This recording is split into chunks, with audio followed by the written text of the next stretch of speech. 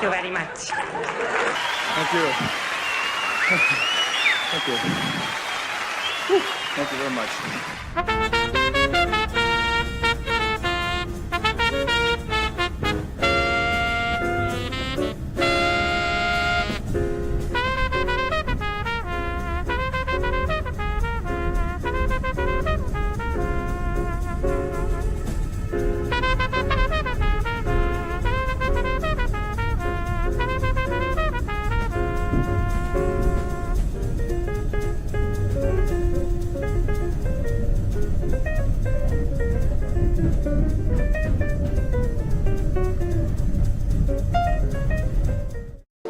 Thank you. Thank you. Thank you. Thank you. Thank you. Thank you. Thank you. Thank you. Thank you. Thank you. Thanks. Oh, thank you.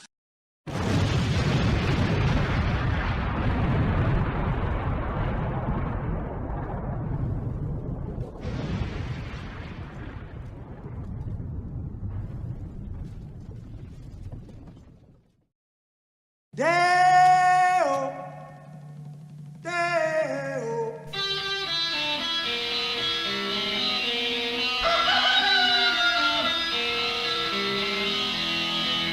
Baby's got a burger and a shooter and that shake is all go down.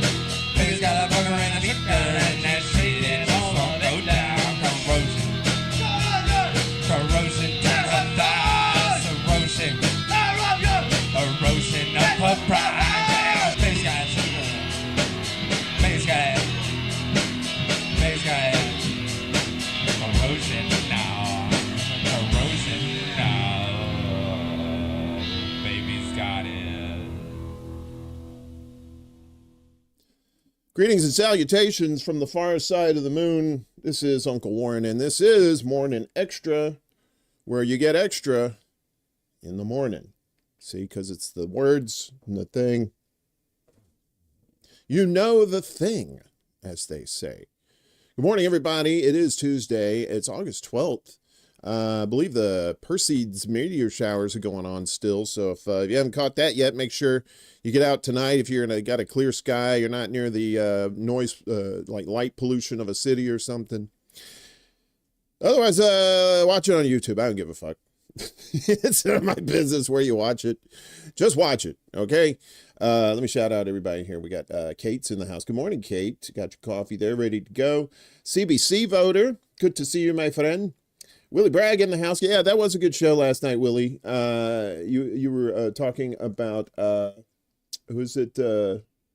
Where's the thing? The Red State Update duo. Those remind me, those remind me of some cats. Some old cats from down in Mississippi, the way they talk. You know, I was like, when I was listening to them, I was like, do I know these guys? But now I know people like them. Kieran, good to see you. Bonjour, Bolsheviks. To you too as well.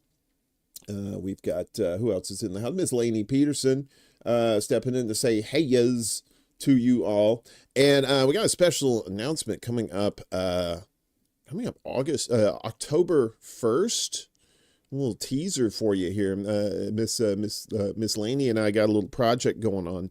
We'll divulge the details of that, but it's a new show coming to the ExtraBulla network, you know. Home of quality programming like ExtraBulla Live, Secret Show, Morning Extra, and me taking a shower in a public park. But that's a private cam. I don't think that's for the public. I probably shouldn't even have mentioned that. I probably shouldn't mention this either, but I like money. I love money. You know, I swim in it. You know, I bathe in it. I want to paint myself green so I can be just like it. So I sell this Desperation Blend Extra Dark Roast Ground Coffee, y'all. You know you want some of this nightmare fuel grown from a rancid mattress rotting in a Gary, Indiana crack house. This particularly disgusting blend will have you taking an Uber to the emergency room after the very first sip. See, I've already had some already, and my vocal cords are already corroding. Its exquisite combination of below par coffee beans and the tears of the innocent will have you wondering why you didn't need a functioning stomach lining in the first place. Are you and money not on speaking terms? Do you long for punishing abdominal pains and a never-ending stream of noxious fluids exiting your body? Well, grab a bag of Desperation. It's Desperation Blend, extra dark roast ground coffee, found online and wherever Kit Cabello buys his fentanyl. And as always, use promo code GRIFTER to pay an additional 20%. That's the coffee bit for this morning, brought to you by Shitty Coffee. Yeah. Peace Dove, yes, coffee. I wouldn't consider it coffee. I think they use it to fill potholes here in the Chicagoland area, but it doesn't really do a good job either. So, before we get started, yes, Desert Mantis, your money talks, but does the bullshit walk?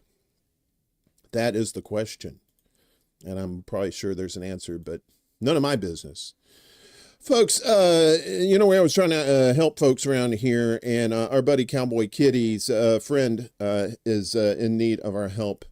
So, of course, I've been pushing this. I hope you're able to donate to help our boy Cowboy Kitty, her friend. She was taken by ICE. She's a fellow trucker of his, and she's in need of some legal help, and of course that cost money. So this fundraiser is for the legal defense of Natalia Vechikova. She's been in the United States 9 years legally and was currently in the process of applying for a green card. She's working and paying taxes as a box truck driver, taking care of her daughter, and she's been taken into ICE custody after being illegally stopped over a registration that was not expired. So it was, of course, a bullshit stop.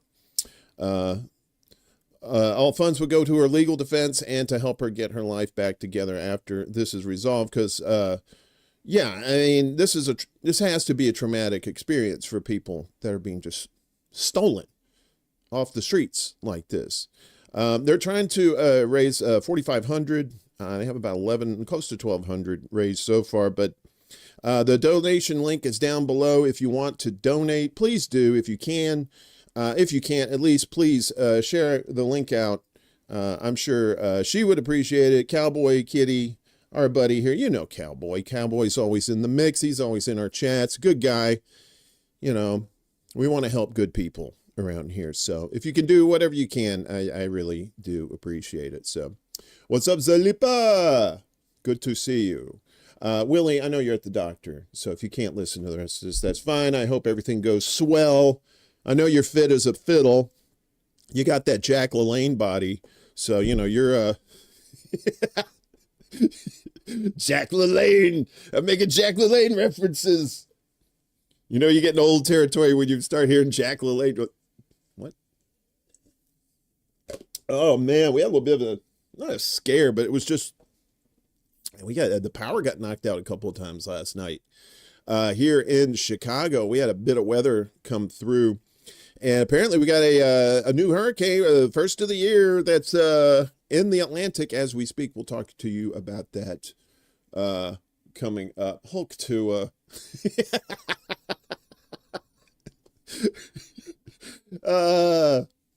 Kieran, I know, right?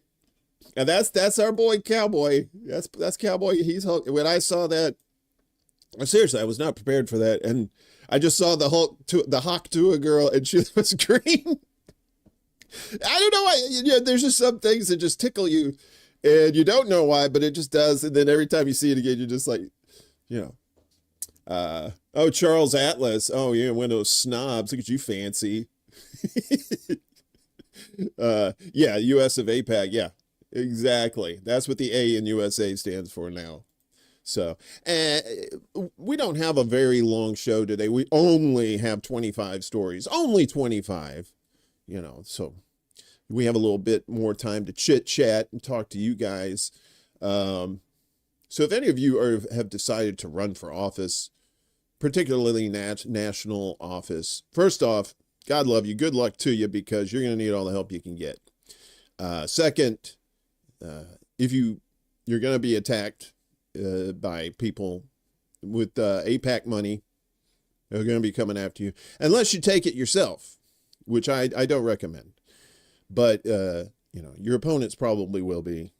And we have to fight this stigma of not only money in politics, but this foreign influence in politics as well. I read this story. I was going to put it in, but I didn't really have all the details of it. But apparently Maine has a state law where they keep foreign influence out of their elections, and some judge struck that down. This is something the people voted on in Maine, right? They're like, we don't want foreign influence in our elections. And some court was like, well, sure you do. If I can find that, I'll have it on for Friday, I guess. But wow, I was just like, and people are just letting this shit happen too. I tell people, look, you got to talk to these people that you don't talk to normally, because you're going to need their help to take down the system that we're in right now. You can't do it without them. You may hate them. You may think they're ignorant or whatever, but you need them. You got to find some common ground with people before it's too late, because the shit's here. Shit ain't coming. Shit's here. And it's just gonna tsunami a wave of shit into our coastlines. Okay, so we got to stop that as best as we can. So, all right, so let's get to the bad news. That's what you came here for, you gluttons for punishment. So, of course, you heard about the Al Jazeera journalists getting massacred the other day. So Reporters Without Borders has urged UN action against Israel massacres, Israel massacres Gaza journalists. So the international advocacy group Reporters Without Borders yesterday called on the UN Security Council to convene an emergency meeting following the massacre of 6 Palestinian media professionals in an Israeli strike on the Gaza Strip. Al Jazeera reporters Anas al-Sharif and Mohammed Krika, apologize if I mispronounced that, camera operators Ibrahim Zahir, Mohammed Nufal, and Noamin Aliwa, and independent journalist Mohammed al-Khaldi were killed Sunday in a targeted Israel Defense Force, the IDF strike on their tent outside Al-Shifa Hospital in Gaza City. The IDF claimed that al-Sharif, one of the most prominent Palestinian journalists, was the head of a Hamas terrorist cell. Of course, you knew. They're all Hamas. Repeating an allegation first made last year. However, independent assessments by UN experts, the New York-based Committee to Protect Journalists, and Reporters Without Borders concluded that Israel's allegations were bullshit. I'm sorry, unsubstantiated. Their word, bullshit, my word. Investigative journalist Jeremy Scahill warned last year that the IDF's portrayal of al-Sharif and other Palestinian journalists as Hamas members was an assassination threat and an attempt to preemptively justify their murder for showing the world the genocidal realities of Israel's U.S.-backed war. Tonight, Israel murdered the bravest journalistic hero in Gaza, Anas al-Sharif, Scahill said Sunday on social media. For nearly 2 straight years, he documented the genocide of his people with courage and principle. Israel put him on a hit list because of his voice. Shame on this world and all who were silent. Indeed. Al Jazeera condemned Sunday's massacre as a desperate attempt to silence the voices exposing the impending seizure and occupation of Gaza. RSF, that's Reporters Without Borders. I know the F is kind of weird. RSF issued a statement accusing the IDF of killing the 6 men without providing solid evidence of Hamas affiliation, a disgraceful tactic. It is repeatedly used against journalists to cover up war crimes. Oh, they're all Hamas. Kill, kill, kill. The Paris-based nonprofit noted that Israeli forces have already killed more than 200 media professionals, probably close to 300 by now, including at least 19 Al Jazeera workers and freelancers since the IDF began its annihilation and siege of Gaza in retaliation for the October 7th attack by Hamas. These include Al Jazeera reporter Ismail Al-Ghul and photographer Rami Al-Rifi, who were killed in a targeted strike on the Al-Shati refugee camp in July 2024, following an IDF smear campaign alleging, of course, without proof, that Al-Ghul took part in the October 7th attacks. The IDF claimed that Al-Ghul received Hamas military training at a time when he would have been just 10 years old. RSF strongly condemns the killing of 6 media professionals by the Israeli army, once again carried out under the guise of terrorism charges against a journalist.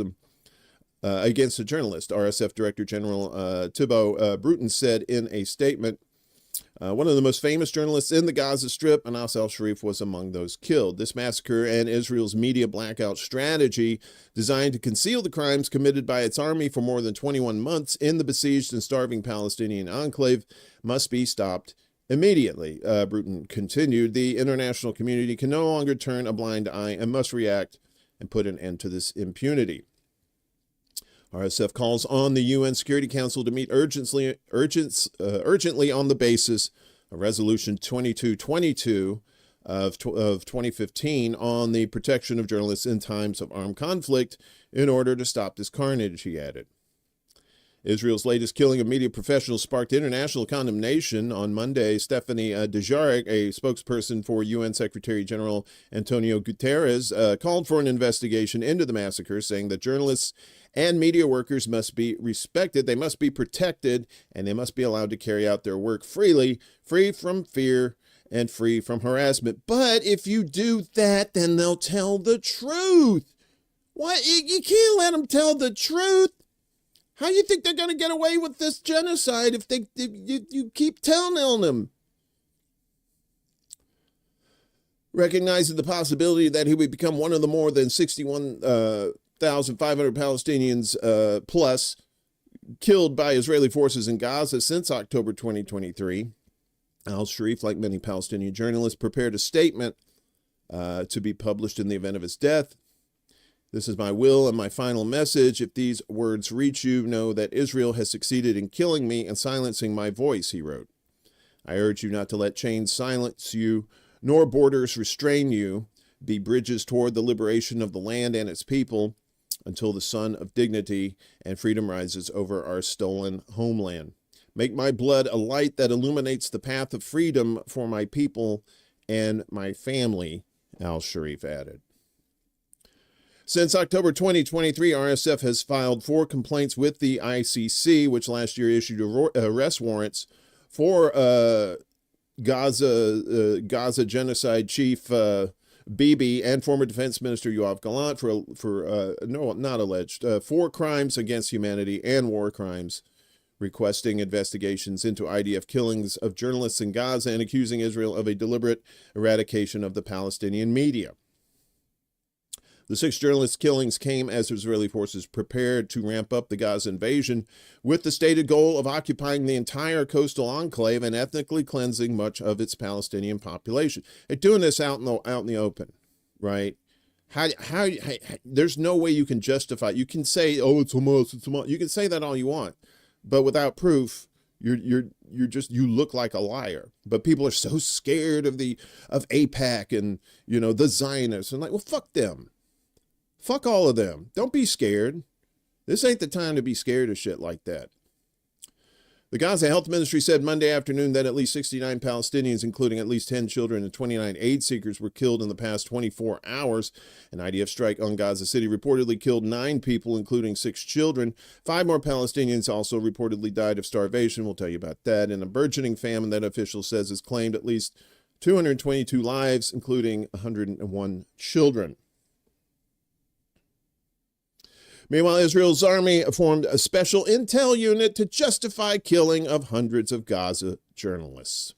There it is. This is from the Cradle. I really like the Cradle. I think they do great work. I know people have their misgivings about Al Jazeera, and I don't blame you. I'm always cautious about all these sources that I use. That's why it's okay to be skeptical. You don't have to be paranoid. But it's okay to be skeptical about the sources you use. And also, if you have a problem with the sources I'm using, please let me know. And I want to know why you have a problem with it. So Israeli investigative journalist Yuval Abraham said on yesterday that Israel's military intelligence created a special unit aimed specifically at justifying attacks in Gaza, including the killing of journalists. His comments came after an Israeli strike assassinated Al Jazeera journalists, that's as we just told you. After October 7th, a team called the Legitimization Cell was established in Amman, Abraham said, referring to the Israeli Military Intelligence Directorate, which includes Unit 8200, their spy unit. Intelligence personnel searched for information to provide legitimization for the army's actions in Gaza, failed Hamas launches, use of human shields, exploitation of the civilian population. A primary mission was to find Gazan journalists who could be portrayed in the media as Hamas operatives in disguise, the journalist added. Abraham confirmed that the goal was to whitewash the killing of all other journalists by creating doubt, adding that entire days were invested in this matter and they found nothing. I think Israel killed Anas al-Sharif simply because he was a journalist, and for the same reason, international media is prevented from entering Gaza so that the crimes are seen less, he went on to say. That's why we're cutting internet there, and cell towers, so people can't, get these images out. It's too late. The images are already out. We see what they're doing there. The assassinations brought the number of Palestinian journalists killed by Israel since the start of the war up to 238. Sharif has been covering Israel's genocidal campaign in Gaza since it started in October 2023. Israel accused him of being a Hamas operative responsible for rocket attacks, and of course didn't have any proof of that. October last year, Israel published documents which it claimed were proof of Sharif's affiliation with Hamas's Qassam brigades and its East Jabalia battalion. The documents also listed Hossam Shabat, an Al Jazeera reporter accused of Hamas ties, who was killed in an Israeli strike in March. Last month, Sharif warned that the Israeli army has launched a campaign of threats and incitement against me because of my work as a journalist with Al Jazeera, adding, I, Anas al-Sharif, am a journalist with no political affiliations. My only mission is to report the truth from the ground as it is, without bias, at a time when a deadly famine is ravaging Gaza. Speaking the truth has become, in the eyes of the occupation, a threat. And the truth is always a threat to power, right? What's up, Chuck? Chuck's Intergalactic UFO Show, Intergalactic. Hamas. I know, right? Hamas in the sky. I know, right? They're wearing the Groucho glasses. Jesus Christ. I mean, it is blatant, right? People with a brain in their fucking head see this, right? It's the people that have been propagandized to the hilt their entire life that don't see this, and you're like, it's like a sickness. It really takes time to get the truth in there. Eventually, it'll get into these people's heads, but be patient, but at the same time, be vigilant in trying to educate our friends outside this space. Meanwhile, speaking of the starvations, there are over 100 victims some days. Well, this is still the ongoing slaughter that's happening at these GHF aid sites. Aid, in quotes. Doctors recount aid seekers shot in Gaza. So this is more of an in-depth of what the doctors saw there, right? So Palestinians seeking aid in Gaza were mostly shot in the head, chest, and back by Israeli forces who opened fire on crowds, according to foreign doctors who volunteered in the enclave. That's according to the Washington Post yesterday. More than 1,800 Palestinians have been killed and 13,000 more plus injured at or near distribution points run by U.S. and Israel's bullshit aid outlet, GHF, since the end of May, according to Gaza's health ministry. I added the bullshit. That's not according to the Gaza health ministry, but I'm sure they probably agree. If the food distribution center opens at 6 a.m., the mass casualty event starts at 4:30. Riki Hayes, an Irish volunteer physiotherapist, told the paper, if it opens at noon, the injuries start coming in around 10 a.m. Hayes worked at a Red Crescent clinic in southern Gaza during GHF's first 5 weeks of operations. She said many of her patients had been shot in their legs and arms, with some shot in the back. On some days, the clinic received more than 100 victims, according to the clinic's log, the report stated. Likewise, at the Nasser Hospital, the largest medical facility still functioning in southern Gaza, casualties exceeded 100 on some days. One particular day, June 17th, was the worst in his 2 weeks spent in the enclave, said Aziz Rahman, an American intensive care specialist from Milwaukee. The traumas went on for 4 to 5 hours. They just kept rolling in, he said, with doctors trying not to slip on the blood between patients they triaged on the floor. Rahman, who was part of a medical mission with Rama Worldwide, a humanitarian group based in Michigan, said pretty much every day the aid sites were open, we saw shootings. On June 24th, one of the patients was a 9-year-old boy shot in the spine. A 9-year-old boy. Hamas, Hamas, Hamas, Hamas. Noor Sharaf, an emergency room doctor from Dallas, told the paper that her worst day was July 20th, when she was working at the Al-Shifa Hospital in Gaza City. The hospital received over 1,000 patients that day, she said, with many malnourished.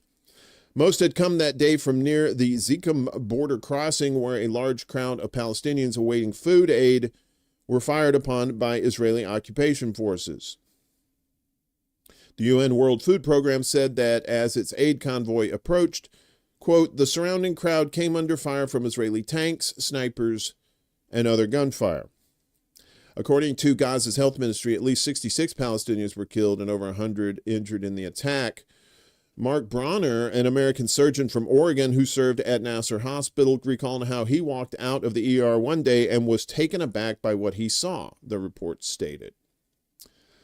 I walked out and there were just lines of bodies and people that had severe injuries that would have met the criteria for the trauma resuscitation room, he said.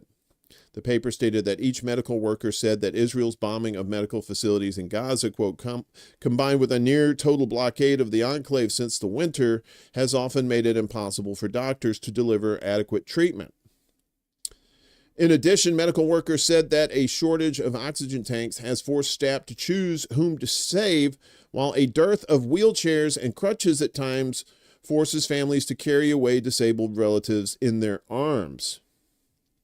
The GHF-run aid distribution mechanism has been condemned by various human rights organizations as well as the UN as death traps. Last week, the French medical charity Doctors Without Borders described the aid scheme as orchestrated killing and dehumanization, which must be shut down. In a 26-page report titled, This is Not Aid, This is Orchestrated Killing, MSF said that an analysis of medical data, patients' testimonies, and firsthand medical witnessing at 2 MSF clinics in Gaza points to both targeted and indiscriminate violence by Israeli forces and private American contractors against starved Palestinians at GHF-run aid sites. MSF said its teams were mentally prepared for responding in a conflict, but not to civilians killed and maimed while seeking aid. They were not prepared for treating starving and unarmed Palestinians who had been gunned down as if they were animals, often while penned into metal-gated areas. The medical data is clear. This is not aid. It is orchestrated killing, the organization stated. Since Israel's reneging on the ceasefire on March 18th, it has killed and wounded thousands of Palestinians throughout the Gaza Strip through a bloody and ongoing aerial bombardment. And so on October 7th, following a Palestinian resistance operation, the Israeli military launched a genocidal war against the Palestinians, and they've killed hundreds of thousands of people at this point. The 61,000, that's just the unofficial official total, and thousands more wounded and missing. Despite habitual condemnation by many countries around the world of the Israeli genocide, little has been done to hold Israel accountable. Israel is currently under investigation for the crime of genocide by the ICJ and the ICC. The Israeli genocide has been largely defended, supported, and financed by Washington and a few other Western powers. Now, you're starting to see some of these other countries that say they're going to recognize Palestine at the UN next month in September, right? But I mean, that's all well and good. I guess it's a nice little first step, but we need a bigger step. They not only need to recognize Palestine, they need to condemn Israel for this, and Israel needs to pay the price for what they've done. There are a lot of people, especially here in the West, that need to be put up on war crime charges. Several of our ex-presidents that are still alive, all of them complicit in war crimes in one form or another. Even sweet little Obama. Even Obama. Yep. We tortured some folks. Remember that? We tortured some folks. And then you did nothing about it, you piece of shit. You're right, Mantis. Ansel, they are heroes. These medical professionals are true heroes. I'm astonished that doctors can still function under the conditions they face, right? Yeah. I mean, think back, to like the, World War I and World War II, and you had people, and hell, even the Civil War, you had people with like legs blown off and stuff like that. And doctors saw some horrible shit, but, they weren't seeing kids. They weren't seeing children, women and children. These were soldiers, and that was bad enough. And if these women and children had guns in their hand, it still wouldn't have been justified to murder these people. Shooting a 9-year-old kid in the back, in the spine. And those motherfuckers did that for sport, for fun.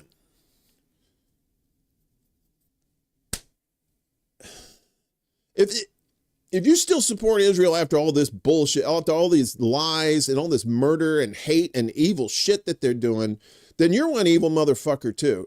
Or you're so fucking propagandized. You need to go off in the woods somewhere, clear your head, get away from the TV, get away from everything, and figure out, where you put your humanity. Famine claims the lives of 5 Palestinians in the past 24 hours. Look at these pictures. Look at these pictures. I know you cats are cool, but some of you newbies that don't want to see this, there it is. That's what's fucking going on over there. 5 Palestinians have died in the Gaza Strip over the past 24 hours due to starvation and malnutrition, bringing the total number of Gaza starvation deaths to 227, according to the Palestinian Ministry of Health, including 103 children. The ministry said that the deaths reflecting the deepening malnutrition crisis in Gaza, which the Integrated Food Security Phase classification, IPC, has now confirmed as active famine in most of the Strip. Additionally, 2 out of 3 famine thresholds have been breached, affecting more than 2 million Palestinians. Nearly 12,000 children under the age of 5 are suffering from acute malnutrition, the highest monthly figure ever recorded. Additionally, more than 2,500 are experiencing severe acute malnutrition, the most life-threatening stage. Moreover, in Gaza City, 1 in 5 children is now acutely malnourished, a rate that has tripled since June. The Ministry of Health reported that 100 martyrs, including 11 whose bodies were recovered from the rubble, and 513 wounded had arrived at hospitals across the Strip in the past 24 hours. Among those killed in aid massacres, the ministry recorded 31 martyrs and 388 wounded in the past 24 hours, bringing the total in such incidents to 838 martyrs and 13,409 wounded.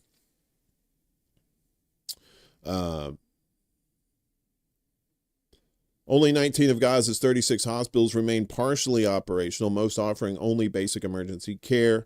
94% of hospitals are damaged or destroyed, leaving just 2,000 beds for over 2 million people. Additionally, critical shortages of blood and medical supplies persist, with premature infants in imminent danger due to fuel shortages. Yeah. Not in my fucking name either, Peace Dub. Not in any of our names. We didn't sign up for this bullshit. The joint FAO and UN Satellite Center assessment shows that 98.5% of Gazans' cropland is damaged or inaccessible, with only 1.5% available for cultivation. Local food production has collapsed almost entirely. And if they go out and try to fish, then the fucking IDF shoots them in the water. The famine is compounded by a total blockade for over 150 days. Not a single UNRWA, that's UNRWA, aid truck has been allowed to enter Gaza, leaving over 3,000 trucks of food and medical supplies stuck outside. They won't let them in. They won't let them fucking in. And it's just, ugh. It's not frustrating. It's just maddening. It's like you're watching a horror movie and the killer is getting away with killing everybody and they know who the killer is and they won't fucking do anything about it. And it's just a long ass movie where it's just killing and killing and killing and killing. The killer never gets caught. And you're like, well, that's a shitty movie. Yeah, it's a fucking shitty movie. But unfortunately, it's real. And now, you have people in like the Palestinian Authority and the Lebanese government, these fucking cucks who are like, okay, well, maybe we can disarm and, we can have peace with Israel. No, you're not going to make peace with monsters. These are fucking monsters. They're fucking monsters. I can't say that enough. Speaking of Lebanon, the majority of Lebanese people oppose Hezbollah disarmament, saying army incapable of confronting Israel. That's a nice way to say that your government is a bunch of fucking pussies.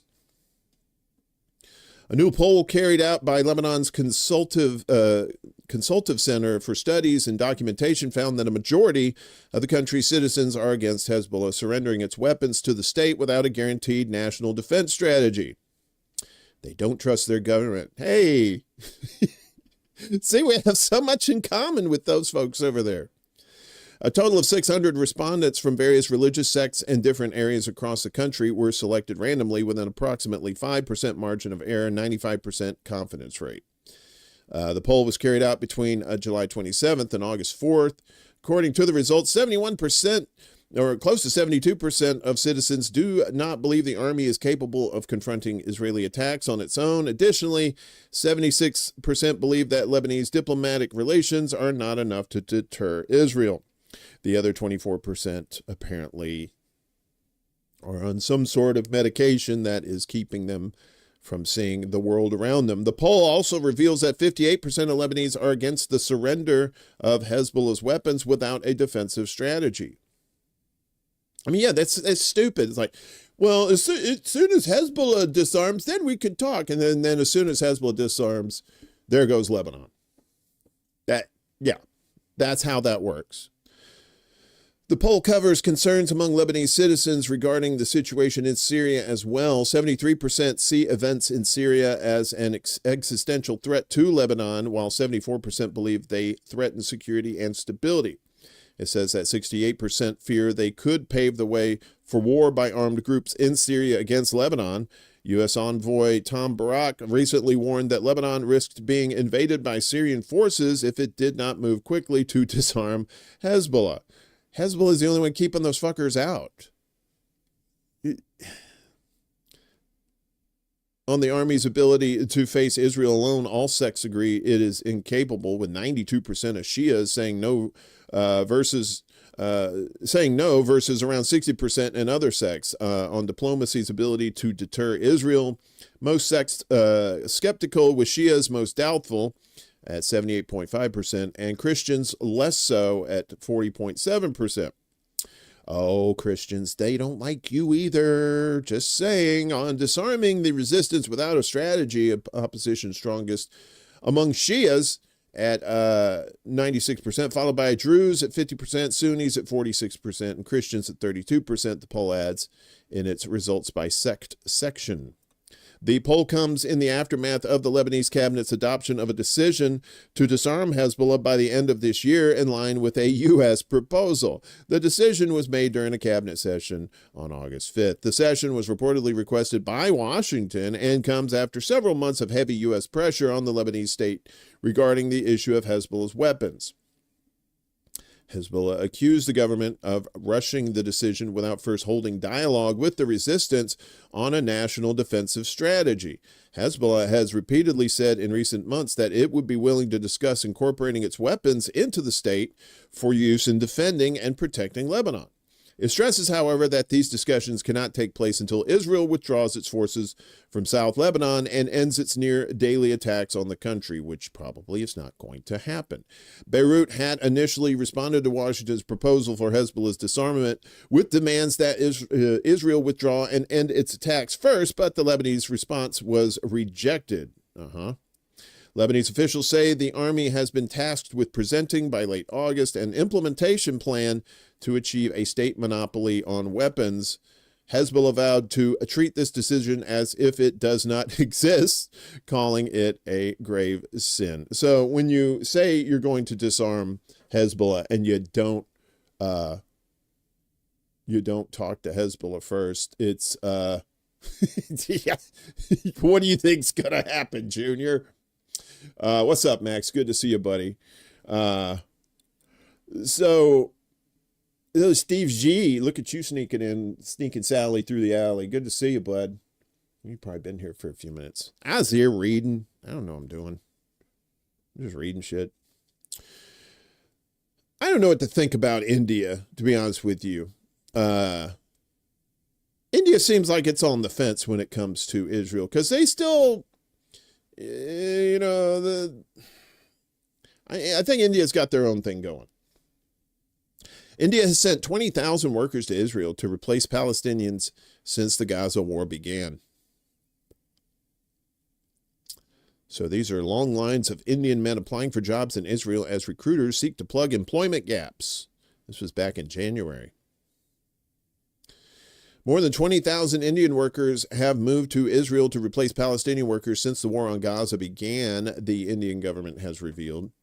Responding to a question posed by a lawmaker in Parliament last week, Kirti Vardhan Singh, Minister of State in the Ministry of External Affairs, said that between November 2023 and July of this year, at least 20,000 workers had made their way to Israel.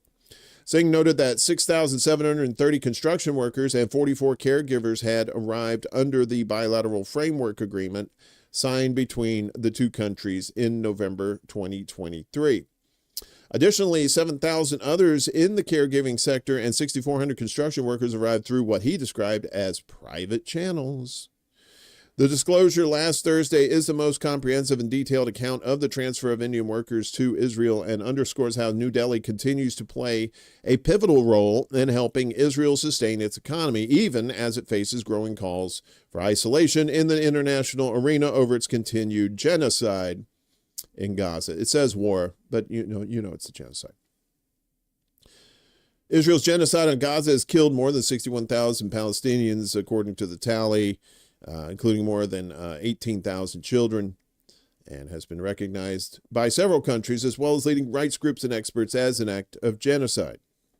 Hundreds of thousands of others have been injured, and the entire population of Gaza is now facing famine, as we told you.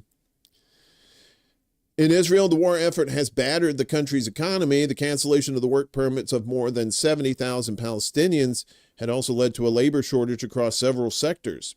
The construction sector in particular was quickly brought to a standstill, with labor shortages triggering the high costs. Reacting to the labor shortage, the Israeli Builders Associations urged its government in November 2023 to recruit workers from India. When in doubt, you get outsourced to India, right? In the intervening months, thousands of Indian construction workers stood in long queues outside recruitment centers across various states around the country, desperately hoping to get a job. The desperate scenes at recruitment sites, economists said, reveals India's economic growth as a mirage for the country's poor. Yeah, you have over 1 billion people in the country. Of course you're going to have, employment issues.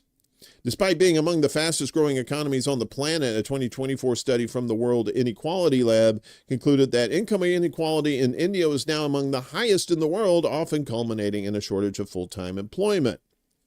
Kind of sounds like what's going on in the West. The effort to hire Indian workers to replace Palestinian labor during Israel's bombardment of Gaza led the All India Central Council of Trade Unions, that is the AIC2, not to be confused with the HAC2, that our friends here in the chat were talking about, to call on workers to reject the recruitment drive. We call upon all workers to reject such suicidal projects that would befall immense hardship and risk to their life, the union said. Clifton de Rosario, the national vice president of the All India Central Council Trade Unions, told Middle East Eye the latest numbers showed there was a deeper coordination taking place between the two countries. If private contractors are facilitating workers from India to Israel and the Indian government is doing nothing to regulate or stop it, means they don't care about their own people nor about Israel's genocidal actions in Gaza. Winner, winner, chicken dinner. The government has progressively eroded India's moral position on Palestinian liberation. According to Dynamic Staffing Services, an Indian recruitment agency that claims to have brought thousands of construction workers to Israel, workers were drawn by wages that were up to 3 times the amount they would earn in India, which may not be saying much. It also described India's role in Israel's reconstruction as crucial. In the past, Israel has depended on Palestinian and migrant workers from other nations, but the political situation has left a big vacuum, the agency said in a statement. The political situation. Nobody wants to work for genocidal maniacs is what you mean. As a result of except for the Indians, apparently. As a result of this urgent requirement, Israel has sought help from India, and this relationship is steadily forming the basis of the nation's reconstruction process, the agency added. The Indian government said around 220 Indian workers who traveled to Israel over the past 2 years via private channels returned home primarily due to skill mismatch and language barriers. The Hindus don't speak Hebrew? Wow, shock. One agricultural worker was killed during the Israel-Lebanon conflict in March 2024, the government said. It said the worker was killed in an attack from Lebanon in March of last year. 3 Indian nationals were injured, 1 in rocket fire from Gaza on October 7th, and 2 more in an attack from Lebanon in March of last year, the government said. Over the years, thousands of Indians have traveled to Israel to work as caregivers, diamond traders, and IT professionals. In 2022, Indians made up the highest share of foreign students in Israel. So now you're starting to see who you're starting to see who the players are. They're starting to come. Although, like I said, India's doing some wild shit. You know, they fuck with it. They fuck with India, but then, you know, they're doing shit with China too and stuff. And it's like, I don't know who to trust anymore. Except this coffee. This is not Desperation Blend. This is actual drinkable coffee. But you should still support the channel and buy that shitty coffee I'm selling. Fake selling. Yeah, so fuck you, India. Get your shit together. Stop working for genocidal maniacs. See, Norway's starting to get their shit together as world's largest sovereign wealth fund divests from Israeli companies. Norway's $2 trillion sovereign wealth fund, the world's largest, has announced it will terminate all contracts with asset managers handling its Israeli investments and sell stakes in several Israeli companies over the humanitarian violations, aka genocide, being committed in Gaza and the occupied West Bank. These measures were taken in response to extraordinary circumstances. The situation in Gaza is a serious humanitarian crisis, to say the least, said Nikolai Tangin, CEO of Norge Bank Investment Management, which oversees the fund. We are invested in companies that operate in a country at war, and conditions in the West Bank and Gaza have recently worsened. In response, we will further strengthen our due diligence. The fund confirmed it had divested from 11 of the 61 Israeli companies in which it held shares as of June 30th. Well, that's not all. That's like 1/6, stating we have now completely sold out of these positions, and adding that it continues to review Israeli firms for potential further divestments. How about all of them? How about, the other 50 that you still are invested in? The excluded companies were removed due to unacceptable risk of contribution to serious norm violations associated with business operations in the West Bank. Norm violations. The announcement follows an urgent review launched after Norwegian media revealed the fund's stake in Bet Shemesh Engines Limited, a jet engine manufacturer that services Israeli fighter jets used in Tel Aviv's war on Gaza. Norwegian Prime Minister Jonas Gahr Store. That's really Jonas Gahr Store.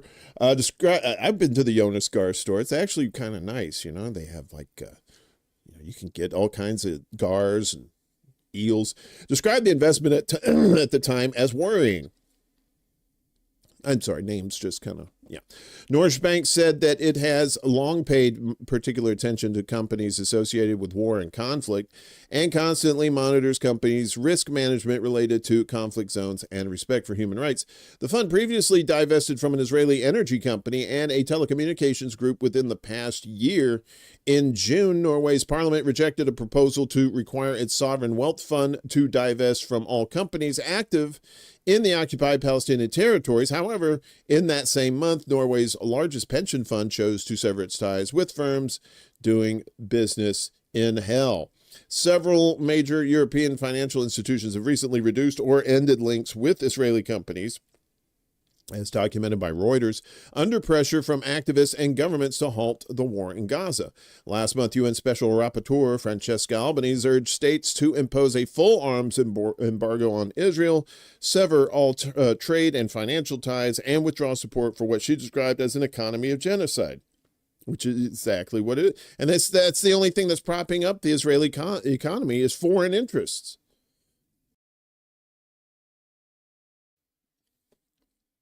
In a report, she accused corporations from weapons producers to financial institutions of complicity in Israel's displacement, surveillance, and killing of Palestinians. Yeah. So we have to be, I know it sounds like a broken record, and probably your friends think so too, but you have to keep informing them about what's going on over there because it affects the world. If you think about it, if you allow this to happen in Israel and you allow Israeli influence to control your politicians, what's the point in voting, right? And I'm not saying give up on democracy. I'm saying give up on a system that only caters to the rich and these powerful people that are controlling your government. Maybe it's time to change the government. I know it's scary. You're like, but I feel I'm comfortable. Nothing's happening to me. Not yet, motherfucker. But it's coming. It's fucking coming. It's coming for all of us. We let it happen. Let's shift over. It's Syria. It's Syria and Russia. You know those cats. Damascus requests Russian patrols in South Syria to limit Israeli incursions. So Syria still has Russian bases there, and a Russia and Israel conflict, ooh, that might be spicy. Sorry about that. The Syrian government has requested that the Russian military resume patrols in Syria's southern governance, according to a source cited by Commerçant. The Commerçant, don't turn around, uh-oh. The Commerçant's in town, uh-oh. I like the Austrian version. The Russian outlet said Damascus believes these patrols could help reduce Israeli incursions. So just have them patrol down there, because Israel, they're not used to fighting real armies. They'll see the Russians and go, no, sir. No, sir. Don't like it at all. According to the source who attended a meeting between Syrian Foreign Minister Assad al-Shaibani and members of the Syrian diaspora in Moscow during the minister's official visit to Russia, told the Russian newspaper that Damascus has asked Moscow to resume military police patrols in the border areas with Israel, as it did before the fall of former Syrian President Bashar al-Assad's government. So, yeah, Syria knows that Israel is trying to basically take over Syria, and they're like, a little help here, a little help. We don't have any beef with Israel, but at the same time, we don't want to be fucking taken over either. Russia's return to its previous positions could prevent Israel's interference in Syrian affairs, the source said. Since the fall of Assad's government last year, Israeli forces have established a widespread occupation across southern Syria. Occupation forces continue to expand their presence in the country's south, launching regular raids and incursions. Israel said it wishes to demilitarize the entire south and protect the Druze minority from persecution. Last month, Israel bombed Syria's defense ministry and presidential palace in Damascus amid clashes between government forces and Druze militants. According to reports, Syrian-Israeli negotiations, which had been ongoing since the start of the year, resumed quickly after the attacks following a brief pause. Damascus has repeatedly signaled that it does not intend to pose a threat to Israel. Well, it is because you can't. You can even intend to impose a threat to Israel. You're not a fucking threat to Israel as long as the West backs them and as long as your country is in shambles the way it is. The Syrian government has also held talks with Russia over several issues, including its continued military presence in Syria. Earlier this year, it was reported that Syria was receiving currency shipments from Moscow. Get the money. Russia was a major backer of the former Syrian government and carried out strikes targeting many of the groups which are now a part of the new Syrian army and security apparatus, including that supergroup HTS, the former al-Qaeda affiliate which toppled Assad's government in December last year. Despite past enmity, I think that's supposed to be enmity, ties between, enmity, I never heard of that word, ties between Moscow and the new Syrian state have been cordial, and the Russian military has kept bases in the country. See, they're all chill. They're not trying to genocide anybody. Think what you will about the Russians. At least today, they're not murdering millions of people, thousands of people, like some people we know. As we talk about Russia, of course, we have to talk about Ukraine, as that war is still going on. And, well, it seems, I don't know, maybe this is propaganda. Maybe I should put this in the propaganda thing. But this is from Anti-War News, or antiwar.com. Be sure to check them out. Great aggregating and good journalism there as well. So VP Vance says U.S. is done funding Ukraine war, willing to let Europe buy American weapons for Kiev. Vice President J.D. Vance explained that the White House was done funding the war in Ukraine. He said Trumpy would allow Europe to buy American weapons for Ukraine. See, he said he did the old crack dealer thing, right? He gave him weapons. You know, the first one's free. And then the next one you got to pay for, and looks like they're gonna have to buy from from Europe.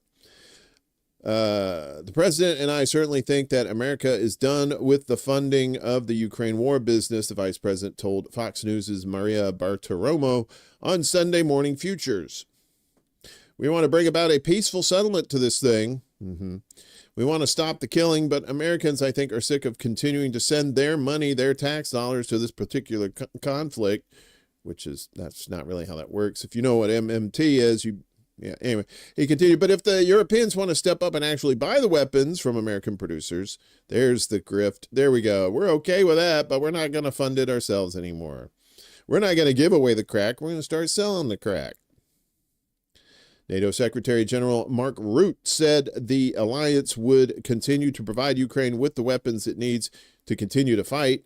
NATO is, quote, making sure that Ukraine has what it needs to stay in the fight, he told Margaret Brennan on Face the Nation. And he put his fist up like that. Consarn it. He made the statement after it was announced that Trump would meet with Vladimir Putin in Alaska on Friday. Ooh, Alaska. Are you sure that's true? I don't know. I'll ask her.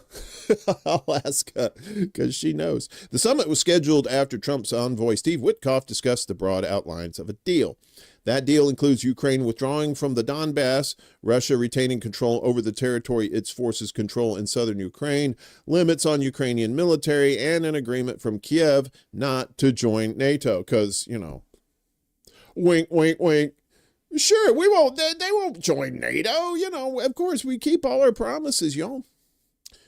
The proposal has concessions from Moscow, as the Kremlin previously demanded all of Kherson and Zaporizhzhia. I'm pretty sure that's how you say it. Volodymyr Zelensky responded to the proposal by rejecting the offer and refusing to cede any territory because, you know, those are the territories that have all my cocaine. I cannot give them up. He looks like he looks like a rejected Muppet. Zelensky does, and he. Like somebody just made a cheap Muppet and they say, here's Zelensky. And you're like, oh, okay, whatever. Meanwhile, you know, Armenia I think is getting played by the U.S. and hopefully they don't fall for this bullshit. As Iran tells Armenia, Trump-backed land corridor may be part of a U.S. ploy. You think? Iran stepped up warnings to Armenia over a planned U.S.-backed corridor linking Azerbaijan to an enclave or an exclave near the Iranian border, part of a recent peace deal between Yerevan and Baku. Sounds like some Star Wars characters. In a phone call with Armenia's Prime Minister Nikol Pashinyan, Iranian President Masoud Pezeshkian, Haas and Pfeffer Incorporated. We're gonna do it. Warned against possible actions by the United States, which could pursue hegemonic goals in the Caucasus regions, under the guise of economic investments and peace guarantees, according to a statement from Tehran. The land corridor, dubbed the Trump Route for International Peace and Prosperity, or TRIP, is part of a deal signed last week in Washington between Armenia and Azerbaijan. Under the deal, the U.S. will have the development rights of the proposed route, which would connect Azerbaijan to its Nakhichevan exclave. They kill me with these names today, passing near the Iranian border. Iran has long opposed the planned transit route, also known as the Zangezur corridor, fearing it would cut the country off from Armenia and the rest of the Caucasus. Caucasus? I'm always thinking of the Caucasians, and bring potentially hostile foreign forces near its borders. Pezeshkian said Iran welcomes any agreement that promotes the strengthening of peace among its neighbors, but emphasized the need to prevent the interference of any military or security force in implementing the corridor project, according to the statement from his office. Armenia's deputy foreign minister is due in Tehran today for talks on the issue. On Saturday, a senior advisor to Iran's supreme leader said Tehran will not allow the creation of the planned corridor, warning that the area would become a graveyard for Trump's mercenaries. He ain't fucking around. He ain't fucking around, that's for sure. What else we got here? So let's in another blusterful announcement from Trump, you know, Mr. Hardass with the tariffs. And I was like, they gave you another 90 days, China. Fucking losers. This fucking moron. Trumpy has once again postponed the implementation of broad tariffs on China because he's a pussy, announcing a fresh 90-day delay just hours before the current trade agreement between the two economic giants was set to expire. On Monday, Trumpy signed an executive order extending the deadline for increased tariffs until November 9th, officials confirmed to Reuters. Earlier that day, Chinese officials had expressed hope that Washington would pursue a positive outcome as the temporary trade truce originally agreed on in May approached its expiration. We hope that the U.S. will work with China to follow the important consensus reached during the phone call between the two heads of state, said Foreign Ministry spokesperson Lin Jian, on the basis of equality, respect, and mutual benefit. Chinese and U.S. officials had signaled for weeks that a tariff extension was likely following a recent round of trade talks held in Stockholm last month. U.S. Treasury Secretary Scott Bessent said last week that negotiations with China showed promise, describing the current state of talks as having the makings of a deal and expressing optimism about the path forward. The stakes remain high. Without an agreement, a full-blown trade war could erupt between the world's two largest economies. Trump has threatened tariffs of up to 245% on Chinese goods, while Beijing has warned it would retaliate with tariffs of up to 125% on U.S. exports, or imports in their case. It'd be exported from the U.S. You know that thing. On Sunday, Trump took to Truth Social to call on China to quadruple its soybean purchases from the U.S. as a way to help reduce the ongoing trade imbalance. At present, U.S. exports to China face average tariffs of about 30%. Meanwhile, Chinese imports to the U.S. are subject to a base tariff of 10%, along with an additional 20% imposed in response to allegations that China is facilitating fentanyl smuggling. Certain products face even steeper rates. Yeah, the fentanyl thing.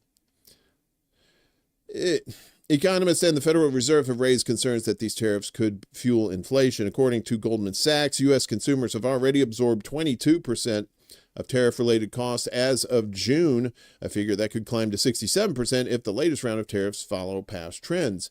In a move to avoid further market disruptions, chip makers NVIDIA and AMD have reportedly agreed to pay the U.S. government 15% of their revenue from high-end semiconductor sales to China in exchange for export licenses. Stephen Olson, a former U.S. trade negotiator, criticized the arrangement, telling Bloomberg, "What we are seeing is, in effect, the monetization of U.S. trade policy in which U.S. companies must pay the U.S. government for permission to export. If that's the case, we've entered into a new and dangerous world." Oh, there's your capitalism, though. That's capitalism, isn't it?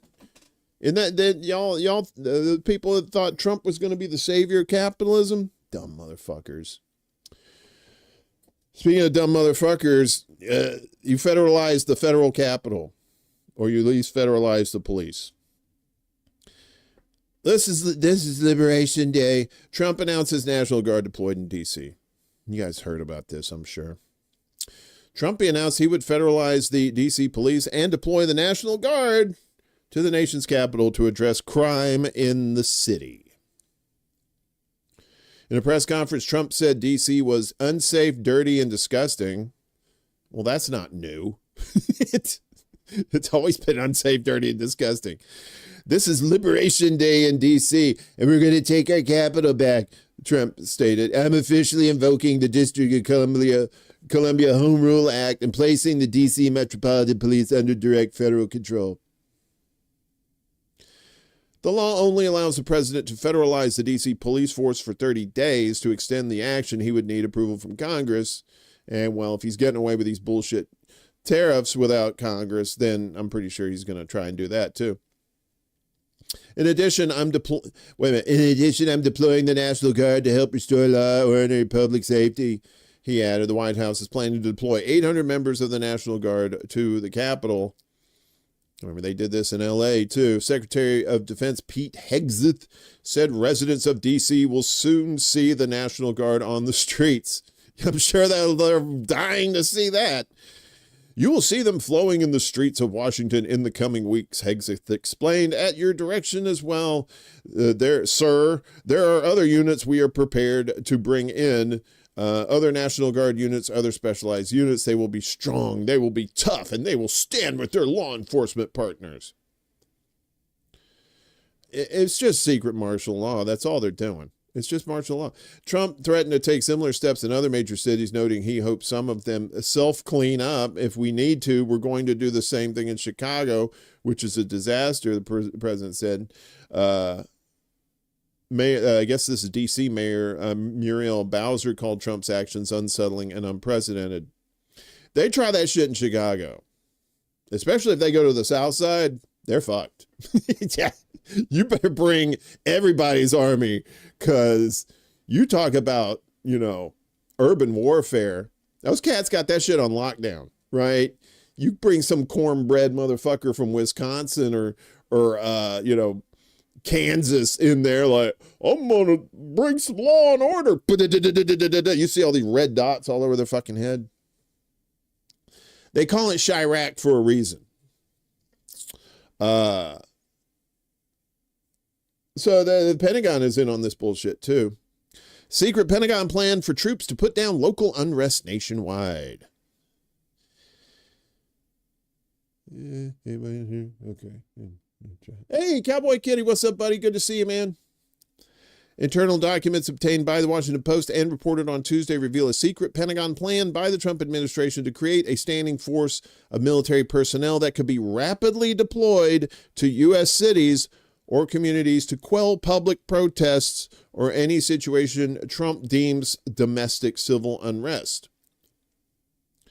The proposal to create what it dubs a domestic civil disturbance quick reaction force, which evidence shows has been under serious consideration by the administration over recent months, would utilize existing statute, including invocation of Title 32, to authorize the deployment of specialized National Guard units anywhere in the country within hours, according to the documents.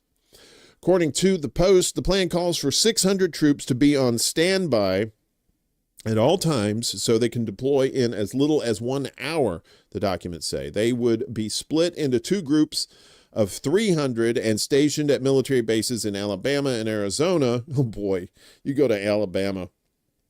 Good luck. With purview of regions east and west of the Mississippi River, respectively. This isn't normal, declared one social media user, a U.S. Navy veteran, in response to the reporting. The leaked documents detailing the plan, which the Post noted represents another potential expansion of Trump's willingness to employ the armed forces on American soil against American citizens, comes just a day after the president sparked serious concerns and local protests by, deploying the National Guard in D.C. and announcing a federal takeover of its police force. Civil liberties advocates and critics of Trump's growing authoritarianism warn the president is raising a trial balloon to see how much he can get away with when it comes to deploying U.S. soldiers onto the nation's streets. Yeah, he's definitely one of these, it's easier to get permission than, it's easier to get forgiveness than permission kind of cats. He don't even want the forgiveness. Coupled with the D.C. takeover, Tuesday's revelations about the Pentagon's more expansive plan serve to increase those fears, especially in the light of looming political battles regarding gerrymandered districts for next year's congressional elections and growing disgust with the broader Trump policy agenda. If people aren't allowed to peacefully protest and the elections are being rigged through gerrymandering and voter suppression, how are Americans supposed to respond when they figure out their lives are being actively destroyed by a corrupt fascist government? And that's not just under Trump either. This has been going on for a while. That's according to Wisconsin State Rep Chris Larson. The U.S. military should never be used against peaceful civilians, said Larson. The criminal president who thinks it's cool can fuck all the way off. I love that. Not just fuck off. Fuck all the way off. That's nice. Joseph Nunn, an attorney at the Brennan Center for Justice specializing in the domestic use of the U.S. military, told the Post that the lawfulness of the proposal is far from clear and that the creation of such a force would be deeply troubling. You think? You don't want to normalize routine military participation in law enforcement, Nunn warned. You don't want to normalize routine domestic deployment. Yeah, and then you're fucking with, state and local laws too. This is, that's martial law, son. When you have this tool waiting at your fingertips, you're going to want to use it, he added. It actually makes it more likely that you're going to see domestic deployments because why else have a task force? Exactly. Right. So he's talking about this dumb shit. He's trying. That's one of these, it's like the little kid, you got the plate of snacks there and the little kid kind of sneaks, while you're not looking, just kind of look, you're trying to get it, and you're like, hey, and he pulls back, but then when you're not looking, he goes back, he's trying to sneak again. Yeah. Yeah, First Amendment suppression force. Exactly. Yeah, that's a Warriors come out and play. I've done that run from the Bronx to Coney Island, by the way, and that's fun. It takes a while. Meanwhile, we got explosions here in the United States, in Pennsylvania. You heard about this explosion at Pennsylvania U.S. steel plant traps workers beneath rubble. There's the picture right there. Look at this, just boom. Emergency responders are conducting a search and rescue operation at the Clairton Coke Works facility in Clairton, Pennsylvania, after an explosion yesterday morning left several people trapped under rubble, officials confirm. Let's see, can I watch this? So there it is right there. Just boom. That was a big-ass explosion. The blast occurred at the U.S. Steel plant near Pittsburgh around 10:51 a.m., prompting a large emergency response. Abigail Gardner, communications director for Allegheny County, told Tribe Live that crews are working to locate and assist those still trapped. No fatalities have been confirmed at this time, thank goodness. There were dozens of walking wounded. Some were transported. Casey Rayner, a spokesperson for Allegheny County Emergency Services, said there were dozens of walking and wounded, confirming that 5 individuals had been taken to area hospitals. The agency described the situation as an active scene, but did not provide further details on the victims' conditions. In a statement on the tweeters, Pennsylvania Governor Josh Shapiro said his administration is coordinating with local officials and first responders. My administration is in touch with local officials in Clairton as they respond to an explosion at U.S. Steel Clairton Coke Works plant Monday morning, detailing that Pennsylvania's Emergency Management Agency and its state police were in touch with first responders and have offered all assistance. Fetterman. Democratic U.S. Senator and Lurch impersonator John Fetterman, who previously served as mayor of nearby Braddock, called Monday's explosion at the Clairton Coke Works absolutely tragic and pledged support for the steelworking community as long as they're not Hamas. I grieve for these families, Fetterman said. I stand with the steelworkers, again, as long as they're not Hamas. Clairton Mayor Richard Latanzi also expressed his condolences, saying the mill is such a big part of Clairton. It's just a sad day for Clairton. The Clairton Coke Works, located roughly 20 miles south of Pittsburgh along the Monongahela River. Monongahela. Is the largest coking facility in North America and was visited by Zelensky when he was here, although he was disappointed to find out there was no actual cocaine there. And a key component of U.S. Steel's operations. However, it's faced repeated scrutiny over safety and pollution. How about that? Safety and an explosion? Earlier this year, a malfunction involving a battery caused a buildup of combustible material, leading to a small explosion described by officials as an audible boom. 2 workers were treated for eye irritation but did not suffer serious injuries, according to the Allegheny County Health Department. In 2019, U.S. Steel agreed to pay $8.5 million to settle a lawsuit stemming from pollution violations. $8.5 million. Drop in that bucket. From pollution violations at the Clairton facility. As part of the agreement, the company committed to spending $6.5 million to curb emissions and improve air quality. Wink, wink, wink, wink. Just last month, U.S. Steel and Japan's Nippon Steel finalized a high-profile partnership deal following Nippon's $15 billion acquisition bid. While the agreement was approved, Trumpy issued a June executive order reserving the right to impose additional conditions on the deal, citing potential national security concerns tied to foreign ownership of key industrial assets, which is very hypocritical of him, as foreign ownership of our politicians is A-OK. We're fine with that. Speaking of rail workers Did I do that right? Rail workers warn Union Pacific Norfolk Southern merger would simply line the pockets of Wall Street. I don't know if we were talking about the railroads, but we are now. An inter-union U.S. rail coalition on Monday announced its formal opposition to Union Pacific's $85 billion bid to purchase Norfolk Southern and any other private consolidation of railroad giants, warning that such mergers only serve to enrich investors at the expense of workers, passengers, and communities across the nation. Yeah, that's why we have, monopoly laws in this country. That's why you didn't have, you had like competition because you had many companies. But when you keep buying up companies, there ain't no competition. And where's your capitalism then?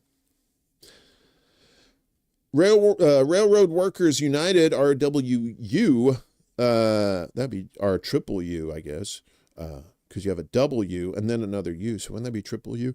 Their steering committee adopted a resolution outlining its opposition to the pending Union Pacific Norfolk Southern deal, the UPNS deal, noting that rail mergers have more often than not been fraught with inefficiencies, confusion, service disruptions, clogged terminals, staffing shortages, exhausted workers, and general malaise.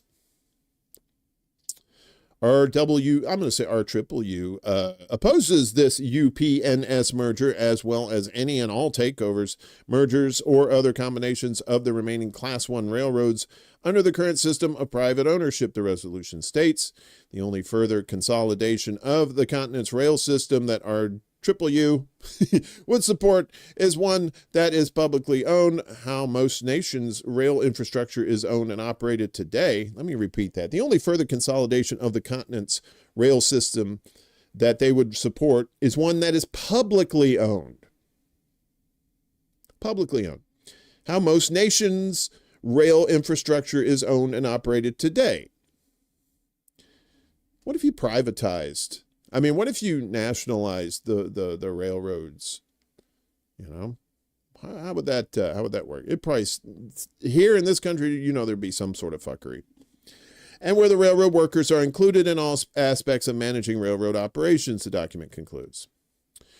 RUU joins other prominent rail labor leaders and policy experts who have expressed deep concerns about the proposed takeover, which is part of a wave of mergers in the U.S. industrial sector this year under the Trump administration. The UPNS merger is still must receive federal approval. If the Union Pacific Norfolk Southern merger is approved, BNSF, the other Western railroad owned by Warren Buffett's Berkshire Hathaway, will almost certainly pursue CSX, the other Eastern railroad, to avoid being boxed out. Arnav Rao, a transportation policy analyst at the Open Markets Institute, warned in a piece for Washington Monthly last week. If the United States is serious about reshoring manufacturing, it cannot afford to let its rail system become a duopoly, Rao added. A duopoly. Allowing Union Pacific to absorb Norfolk Southern would leave just two national carriers, each with incalculable leverage over customers, workers, and regulators. The day the merger proposal was announced last month, SMART Transportation Division, that's SMART TD, the largest railroad operating union in the U.S., said it has every intention to oppose the deal, pointing to UP's record of hostility toward organized labor, willingness to lay off workers even during good periods of the industry, and troubling safety records. In a statement on Monday, RUU has called on all shipping groups, passenger trains, advocates, environmentalists, and especially railroad workers and our unions to oppose further mergers of rail corporations. Or, even better, how about a general strike? Come on, guys. General strike. Shut it down. Pointing to the infamous robber barons of the Gilded Age, RUU organizer Matt Weaver said that such concentration of wealth and power among a handful of men was not a good idea then, and it is not a good idea today. They had a stranglehold on the economy and the rail workforce, said Weaver. Further corporate rail mergers today will do little for rail development, but simply line the pockets of Wall Street investors at everyone else's expense. Yes, exactly. That last point, that last bit. At everyone else's expense. all these tax cuts are going to be so good for you middle class and poor people. No, it's not. No, it's not. None of that shit's good for anybody except rich people. And we need to stop this shit. We need to stop this shit. We got CJ in the house. What's up? And Stephanie spoken class today. What's up, Ghost Star, over there on the Rumbly Tumbly? It's good to see you, buddy. Anybody else sneak in here? You guys, good to see you. Hope you're doing well. Yeah, so our neighbors to the north up in Wisconsin, they got hammered with rain. Lots and lots of rain. I ain't never seen nothing like this. What's happening?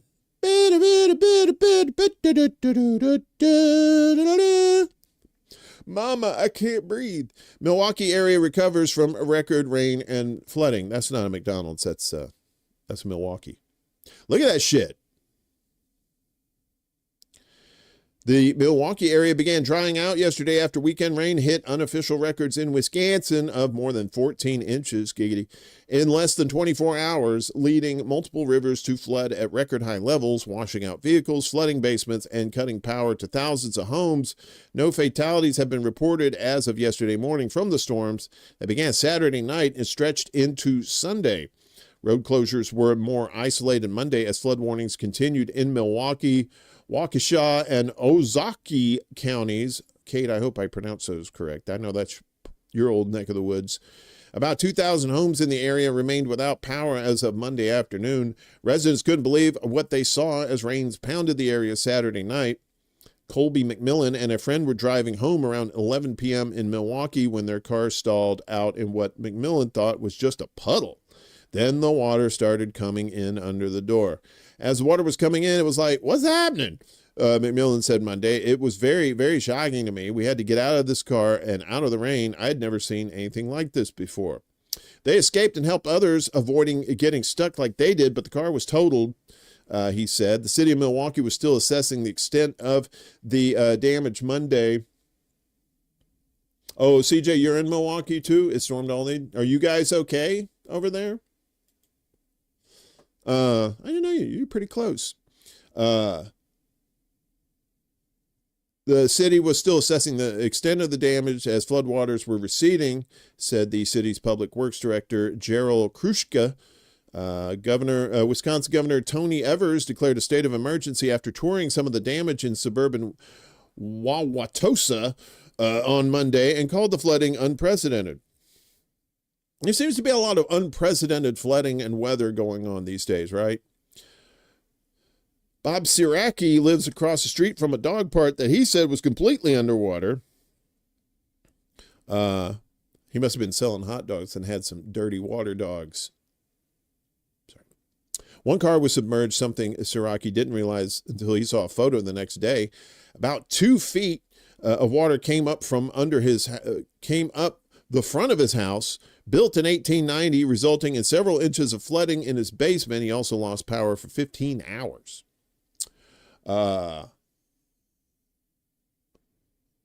Because we're on a hill, we turned out to be relatively okay, Siraki said. Some water did come in. It's stinky water. We think it's sewage, but we'll be okay. America, the third world country that it is. The flash flooding led to the cancellation of the final day of the Wisconsin State Fair in West Allis outside of Milwaukee on Sunday, as well as USA Triathlon Sprint and Para-Triathlon National Championships in Milwaukee. Thousands of athletes from around the country were expected to participate in the event. Milwaukee Mayor Cavalier Johnson, really? Said he's hearing stories of residents from across the city, including his own uncle who had water all the way up to the top of their basement. I certainly hope that a storm like this does not visit on the city for at least another millennium, Johnson said. The National Weather Service predicted more rain for the area Monday night, but nothing like the prolonged deluge Saturday into Sunday that caused the flash flooding. There could be some areas that get some heavy downpours, said Sarah Marquardt, a National Weather Service meteorologist at the Milwaukee Sullivan office. That could prolong areas with standing water, but not result in additional flooding, she said. The National Weather Service said 4 rivers in the Milwaukee area hit record high levels over the weekend.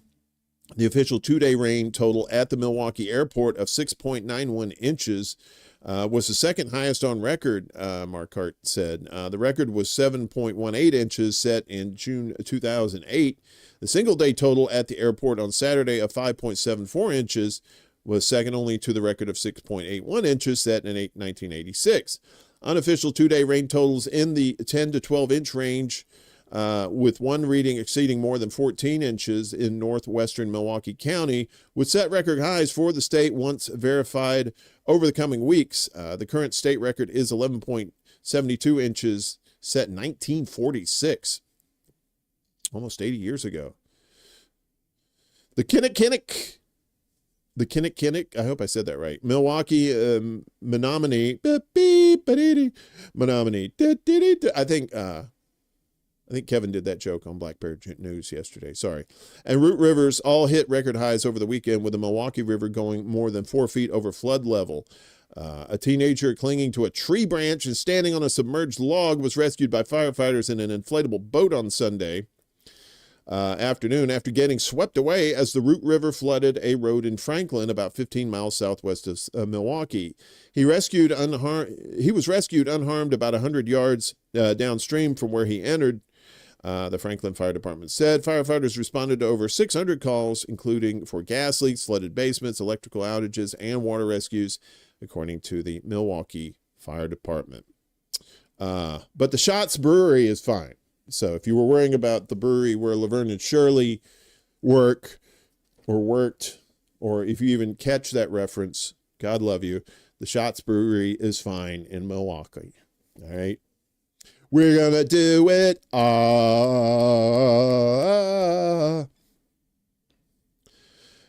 And let me see. Let me look here. Okay. So finally, here we are in the dog days of summer. It's August, and you know what that means? Hurricanes. And not just those tasty beverages down in New Orleans. We're talking about the spinning kind out in the Atlantic that's coming over here to fuck our shit up. So Tropical Storm Erin forecast to become first hurricane of Atlantic season. Yay! Like you didn't need more bullshit, right? I don't know what that is.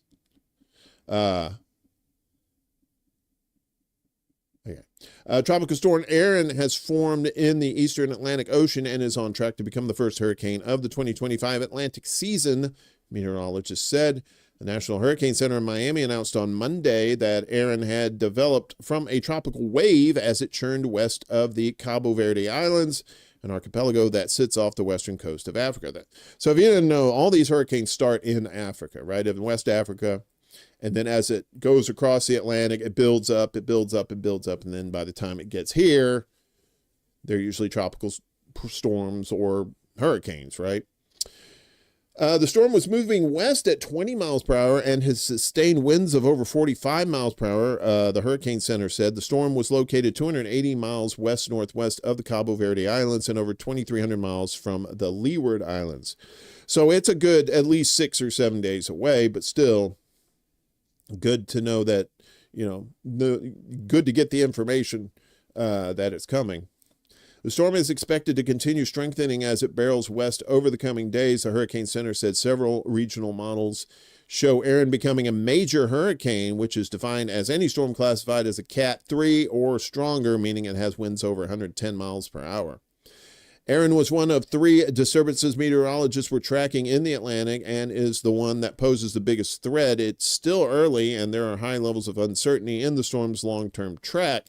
Still, experts urge those with interests in the Caribbean and the eastern coast of the U.S. to monitor its development. And of course, us being the weather nerds here at Mornin Extra, which would be me, I'll definitely be keeping an eye on it too. So this is Erin down here, the red X, and these are some other shits going on over here.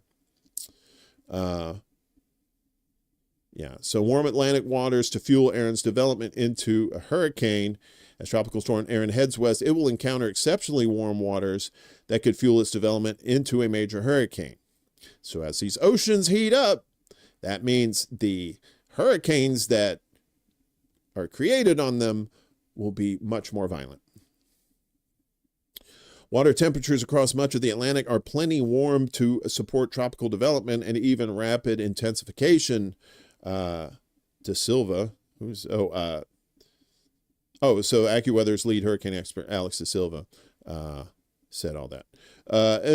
He added that there are several factors that could influence where the storm eventually lands, including the strength of a cold front moving off the eastern coast of the United States.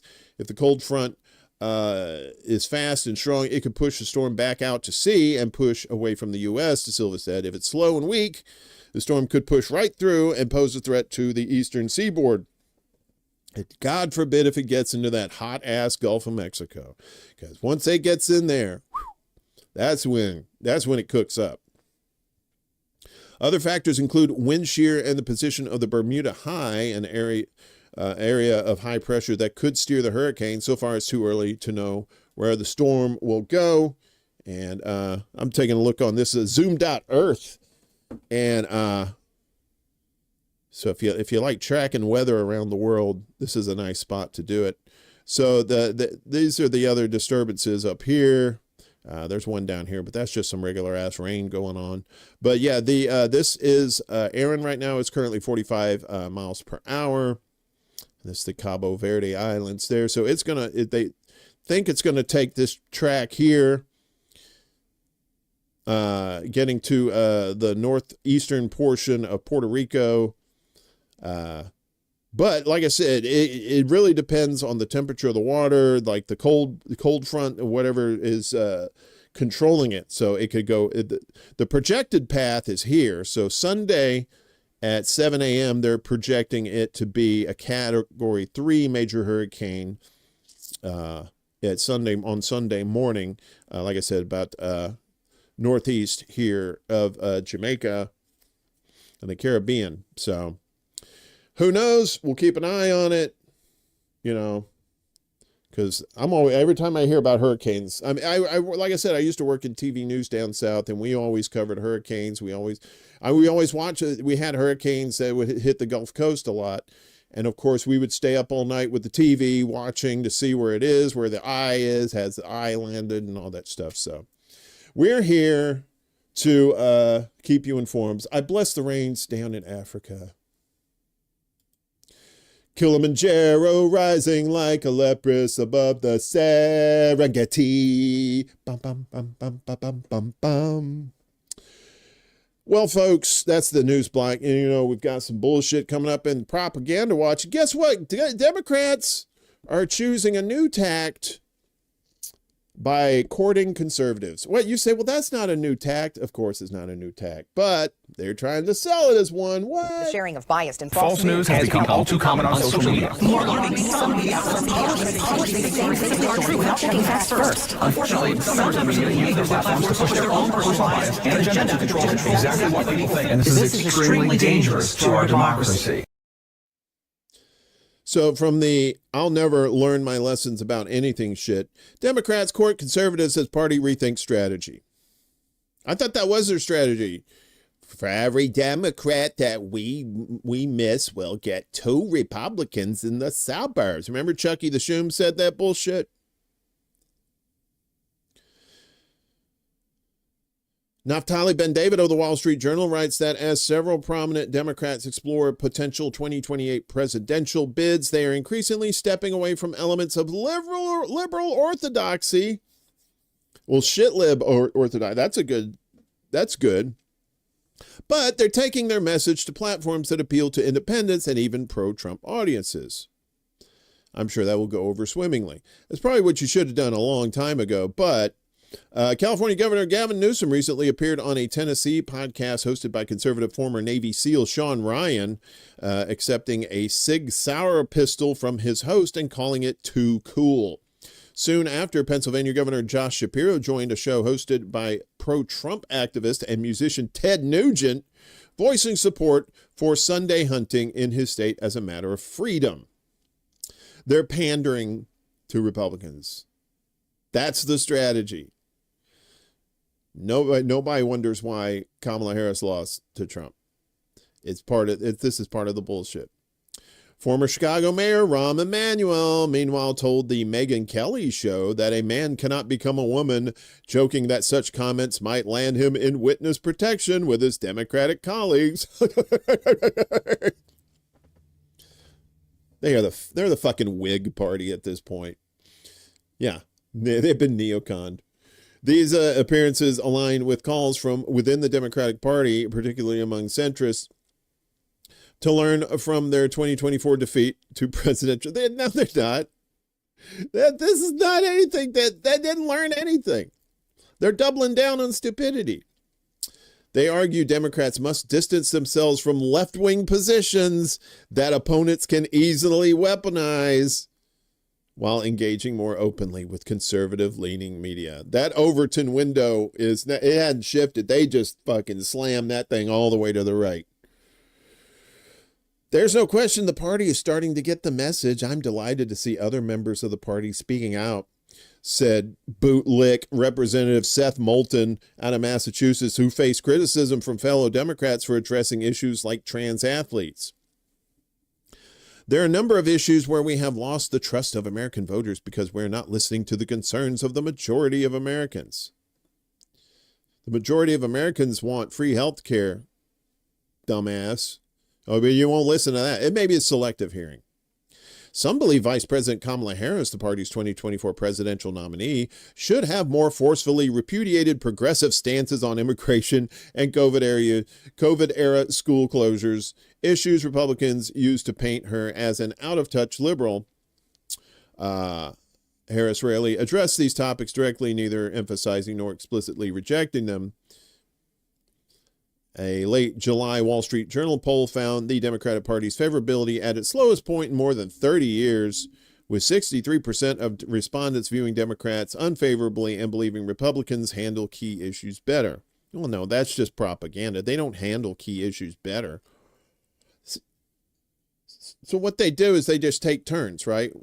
One party fucks up the country, then the other says, oh, look at these fuckers. They're fucking shit up. Let's clean it up. So they come in and they fuck it up even more. And then the Democrats say, oh, well, look, we look at them fucking this. It's the same old dumb shit over and over and over. Over and over and over. Yes, powdered wig. Yeah, I know, right? Hanging out with the Nuge. The party continues to debate how to reverse this trend, weighing which policies and messages will resonate most. Several potential 2028 contenders are already signaling an emphasis on independence, mindful of Trump's success in portraying Democrats as beholden to radical left lunatics. Yeah. So the Democrats doubling down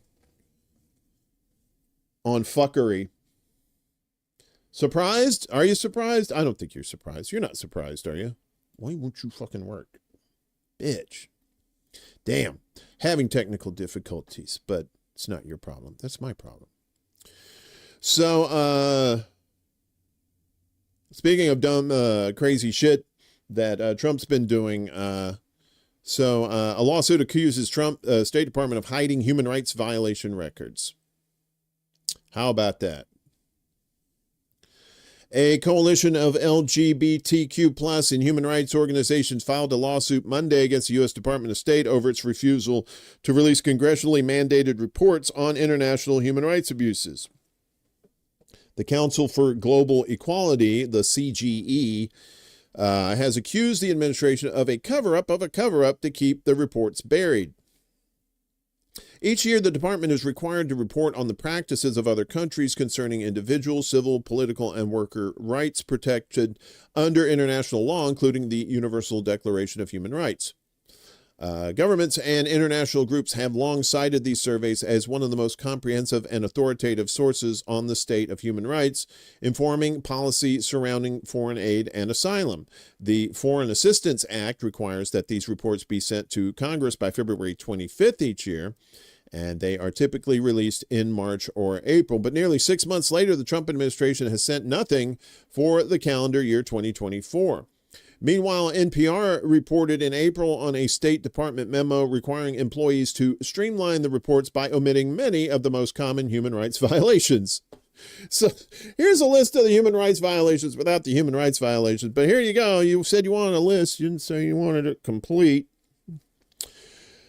The reports will no longer call governments out for such things as denying freedom of movement and peaceful assembly, because we're denying freedom of movement and peaceful assembly here. Why would we care about if they were doing anything? They won't condemn retaining political prisoners without due process or restrictions on free and fair elections. Forcibly returning a refugee or asylum seeker to a home country where they may face torture or persecution will no longer be highlighted, nor will serious harassment of human rights organizations.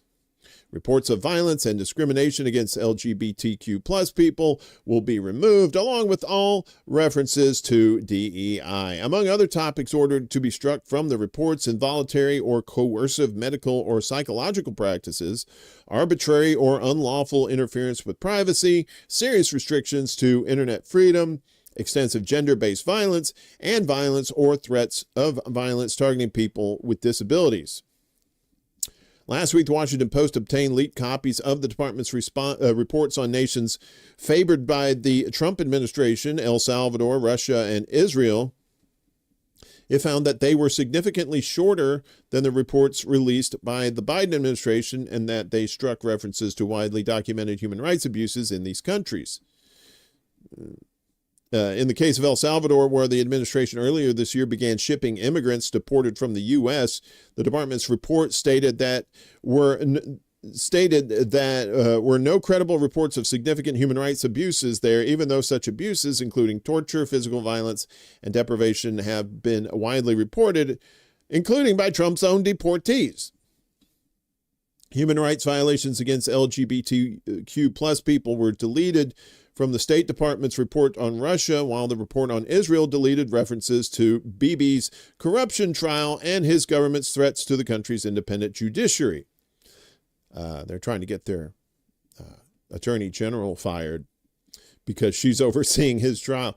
Secretary Rubio's Aquaman's overtly political rewriting of the human rights reports is a dramatic departure from even his own past commitment to protecting the fundamental rights of LGBTQI plus people, said Kiefer Buckingham.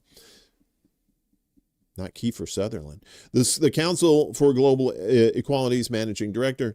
Strategic omission of these abuses is also directly in contravention to Congress's requirement of a full and complete report regarding the status of internationally recognized human rights. In June, the CGE sent a Freedom of Information Act, you know it as FOIA, request to the State Department calling for all communications related to these decisions to be made public. The department acknowledged the request, but refused to turn over any documents. Shocking. Now CGE has turned to the courts. On Monday, the legal nonprofit Democracy Forward filed a complaint on CGE's behalf in the U.S. District Court for the District of Columbia, which is now under martial law, alleging that the department had violated its duties under FOIA to turn over relevant documents in a timely manner.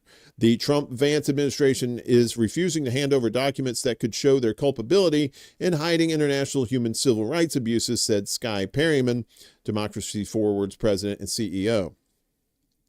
The world is watching the U.S. We cannot risk a cover-up on top of a cover-up, Perryman continued. If this administration is omitting or delaying the release of information about human rights abuses to gain favor with other countries, it is shameful. It is a shameful statement of the gross immorality of this administration, to say the least.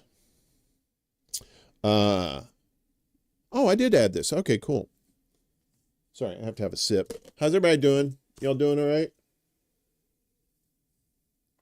Veterinarian and Bronx native Dr. Daniel Spencel, best known for her role as D. Thomas on the... What? She was 60? Really? Wait a minute, I got a thing for that. Hang on a second. Wait a minute, where is it? Oh no, there we go. Breaking news, everybody. We got breaking news. It's news, and it broke. Our man on the scene, or our man in space, Chuck says breaking veterinarian and Bronx native Dr. Danielle Spencer, best known for her role as D. Thomas on the 1970 sitcom What's Happening, has died at age 60. R.I.P. Queen. I remember watching What's Happening. Anyway, I don't know if that was really, I guess it's kind of breaking news, but I wanted to use the breaking news thing. So, do you like that? It sounds good. It's all right. She died of cancer. Yeah. Yeah, I think she ended up getting out of you didn't really see her after What's Happening. You know, she I think she became a veterinarian she became a veterinarian. Yeah. Yeah, that's like what her what's her name? The chick that was on Blossom. She became a doctor too. And a Zionist bitch. That's my own little addition to that story there. And now back to the countdown as the U.S. Appeals Court blocks Maine's voter-approved ban on overseas corporate money in elections. Not so dynamite. Zell, really? She came back for What's Happening Now? Yeah, but that was still like early 80s, wasn't it? Something like that? Or later. It's been a while. The AP reported Monday that a federal appeals court recently blocked Maine from enforcing a ban on foreign interference in elections that the state's voters passed in 2023. After Hydro-Quebec spent millions of dollars on a referendum, 86% of Mainers voted for Question 2, which would block foreign governments and companies with 5% or more foreign government ownership from donating to state referendums. Then the Maine Association of Broadcasters, Maine Press Association, Central Maine Power, and Versant Power sued to block the ballot initiative. According to the AP last month, the First U.S. Circuit Court of Appeals in Boston affirmed a lower court ruling that the measure likely violates the First Amendment to the federal Constitution. Whose First Amendment? Judge Laura Montecalvo wrote that the prohibition is overly broad, silencing U.S. corporations based on the mere possibility that foreign shareholders might try to influence its decisions on political speech, even where those foreign shareholders may be passive owners that exercise no influence or control over the corporation's political spending. As the AP detailed, the matter was sent back to the lower court where it will proceed. Had a hanger there. And there has been no substantive movement on it in recent weeks, said Dana Hayes, a spokesperson for the Maine Attorney General. Hang on a second.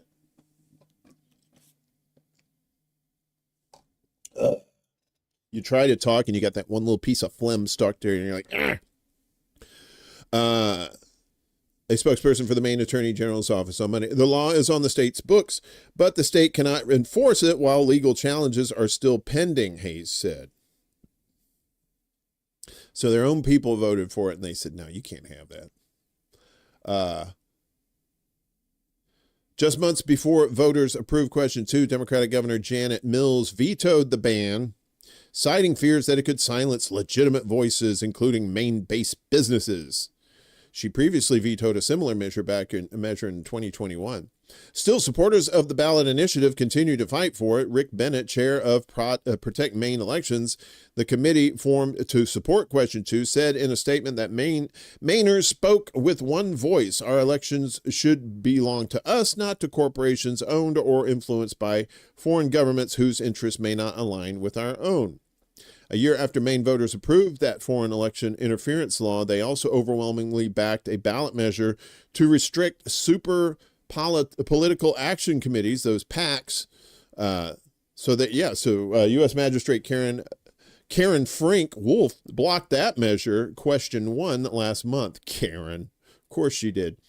We think ultimately the Court of Appeals is going to reverse this decision because it's grounded in a misunderstanding of what the Supreme Court has said.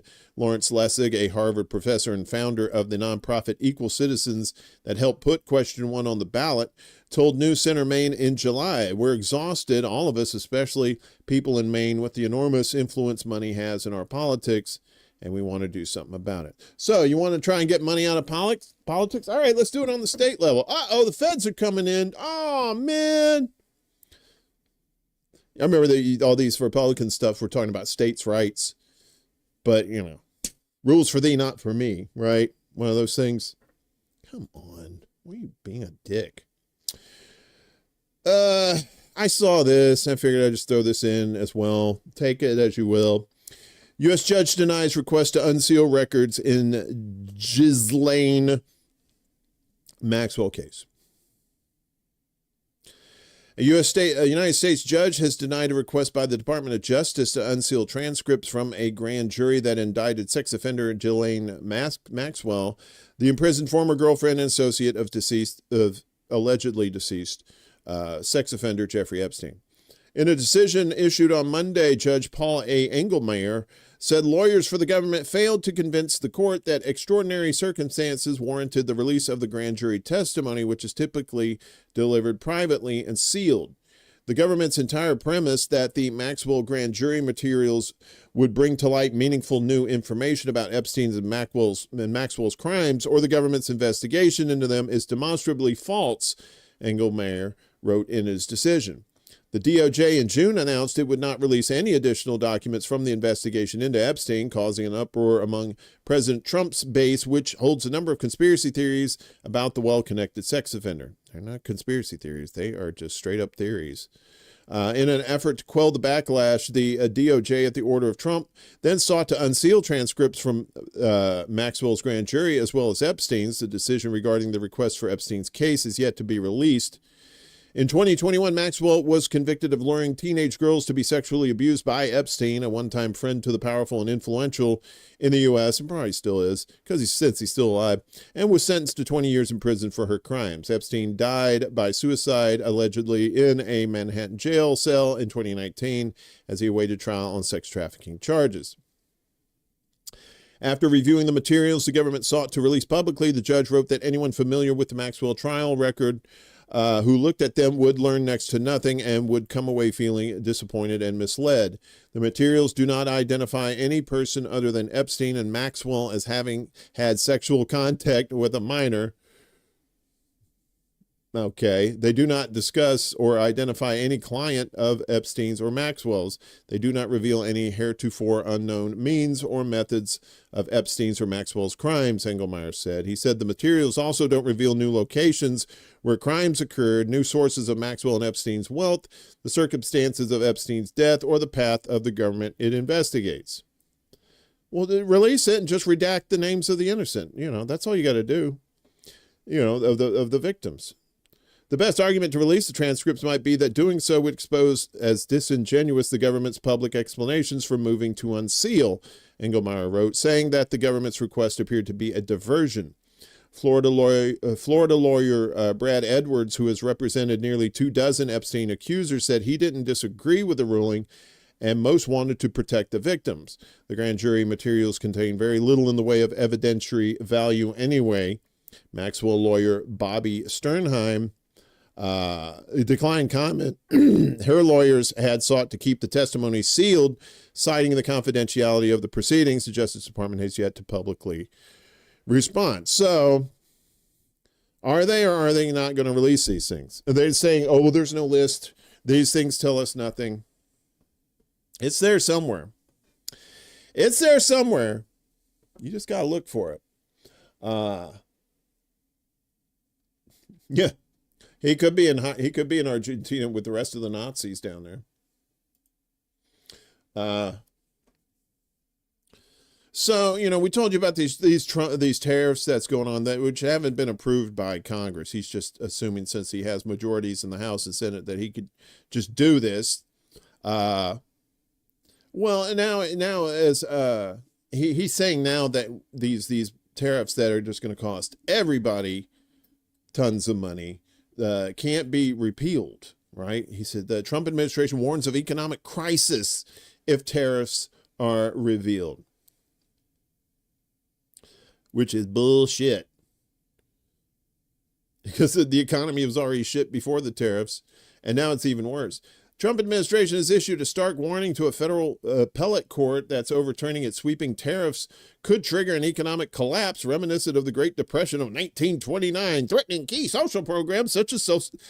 I love how if you take down the tariffs, you're going to hurt Social Security and Medicare.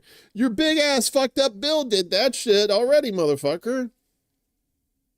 This is just straight up bullshit. The case is being heard today by the U.S. Court of Appeals for the Federal Circuit, a high-level court that reviews specialized matters including international trade disputes. At the heart of the dispute is whether Trumpy exceeded his authority under the International Emergency Economic Powers Act, or IEPA, a 1977 U.S. law created primarily to block financial transactions and freeze assets during national emergencies when imposing what the administration calls its Liberation Day tariffs. The legal challenge began when small businesses and a coalition of 12 Democratic state attorneys general filed lawsuits claiming that IEPA does not authorize the president to unilaterally reshape trade policy. In late May 2025, that would be this year, the U.S. Court of International Trade unanimously struck down most of Trump's tariffs, ruling them unlawful under IEPA. The Federal Circuit issued a stay, allowing the tariffs to remain in effect while the appeal continues. During oral hearings on July 31st, several of the 11 appellate judges expressed skepticism toward the administration's interpretation of IEPA. They questioned whether a law that never mentions tariffs could justify such sweeping duties on hundreds of billions of dollars in imports. In a supplemental letter filed on August 11th, that would be yesterday, Solicitor General D. John Sauer and Assistant Attorney General Brett Shumate, or Shumate, if you like to put some spice in it, argued that reversing the tariffs forces the United States to repay trillions of dollars linked to trade agreements, causing an immediate and severe economic downturn. There's the grift. See, if we take away these tariffs, we got to give back all this money.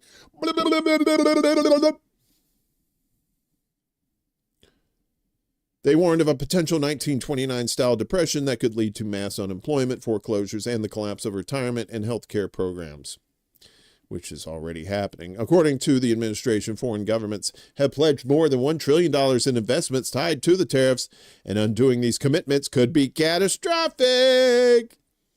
I put us dick deep in this shit. You don't want to, we pull out now, we're fucked. That's like stabbing somebody, right? You know, and they say, well, leave the knife in, otherwise you'll bleed out. That's what he's saying. We got to leave the knife in, otherwise you'll bleed out. The investment figures cited by the administration have been heavily criticized by economists and foreign officials, as well as people with brains in their head. That said, Japan announced a $550 billion investment fund, but its trade negotiator clarified that much of the amount would take the form of loans repayable with interest rather than direct investment. South Korea pledged $350 billion in projects designed to help Korean companies enter the U.S. market, although the profit-sharing arrangements remain unclear. The European Union estimated $600 billion in potential business investments, but these figures represented corporate plans rather than binding government commitments. Trade expert Brad Setzer has said that these numbers bear no relation to reality, stressing that they represent financing commitments for future projects rather than immediate payments to the U.S. Treasury.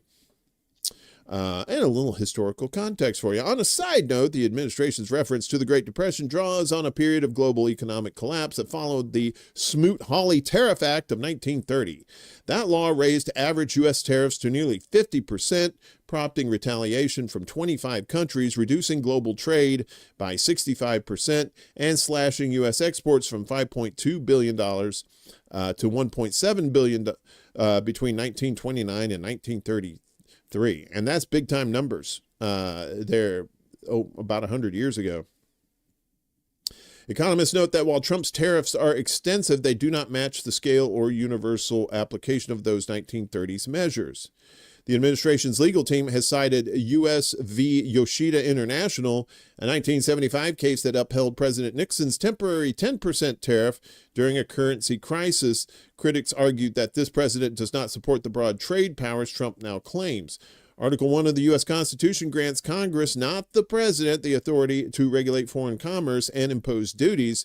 If the courts side against Trump, it could greatly limit the ability of future presidents to use emergency powers to alter trade relationships without congressional approval.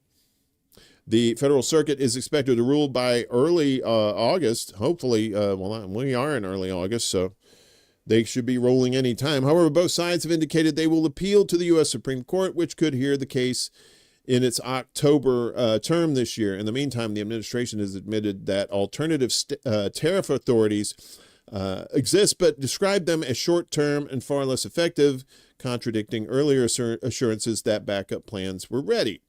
This goes beyond a dispute over tariffs, as it is a test of presidential power in economic policy, and its outcome could reshape America's strategy. Tragedy is probably more like it, for years to come.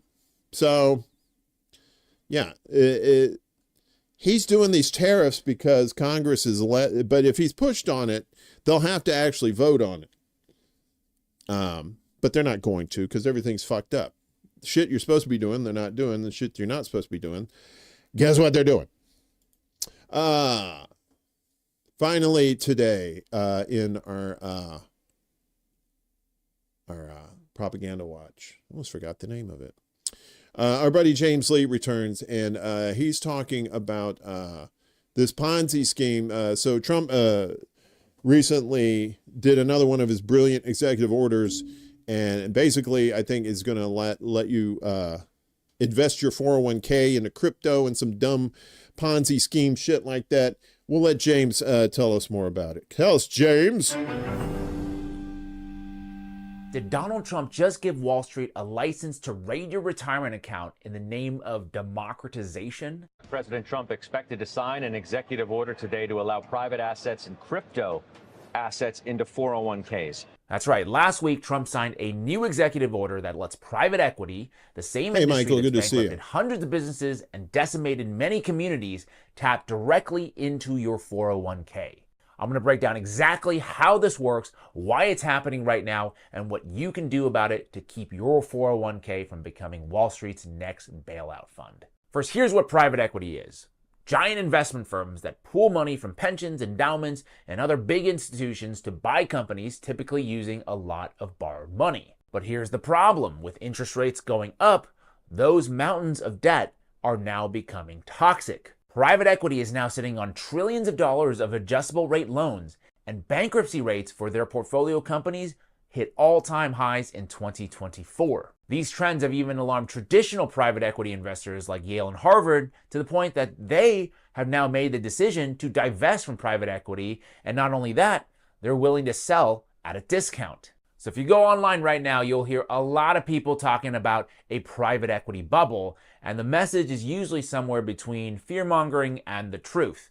So let me just give you the facts. According to Bain & Company, private equity is stuck with a record $3.6 trillion in unsold companies they're supposed to unload within the next 5 to 10 years. But at the same time, they're also sitting on about $1.2 trillion in dry powder. This is cash they've promised to invest, whether the deal makes sense or not. So they got mountains of companies that they need to sell and mountains of cash to buy them, but yet the market is frozen. Nobody's buying, nobody's selling. Very weird. Now take a listen to why. So we know that there's enough dry powder out there. So dry powder is money that these private equity firms have already agreed to deploy. They are contractually obligated to go and spend this money and buy businesses. But it's aging, which means they're not finding the opportunities they want in the market. Okay? But on the flip side, we have more than enough companies for all of that dry powder. So if the buyers and sellers are there, but they can't make deals, the necessary conclusion there is a valuation distortion. A valuation distortion. That is what we normal people would call a bubble. And this is where you come in. As Harvard and Yale's private equity holdings go on sale, buyers can use this technique for 1,000% windfalls. It makes your brain melt. 1,000% returns, guys. Does that not set off any alarm bells for you? Like, if there was an investment where you can make 1,000% returns, you think Wall Street would let you have it? I was born at night, but not last. Sounds like a time. Now let's take a listen to what could happen if you invest in these funds with brain-melting returns. If you invested, James, at $1, and then you're ready to get your money out and it's now worth 10, the private equity firm will return your $10 to you, but they're going to take a $2 fee because, hey, I grew your money from $1 to $10, so I'm going to take my fee, which is called carry. Okay, and carry is typically about 20% of all earnings over a hurdle rate, which is typically 8%. So any return in excess of 8%, the private equity fund gets to keep 20% of that. Okay, So in this evergreen fund, you get paid out on this inflated NAV, this mark to model. Okay. And you, James, have got your money. You've walked away with your $8 and I've gotten mine too. And I've been able to market to new investors to say, look at these great returns. But we actually haven't sold anything. You got your money based on a valuation. And that new money comes in based on that valuation. So a new investor is going to put in $10. And that's largely the money that's going out to new investors. And the private equity fund is taking a commission on unrealized gain. So what happens if these assets are overvalued and they tank? Well, the person who's just put their money in is going to lose everything. The person who's already gotten their money out is gone, goodbye. And the private equity fund, who is facilitating all of this, has already been paid on unrealized gains. So they've made a profit while their investors are losing.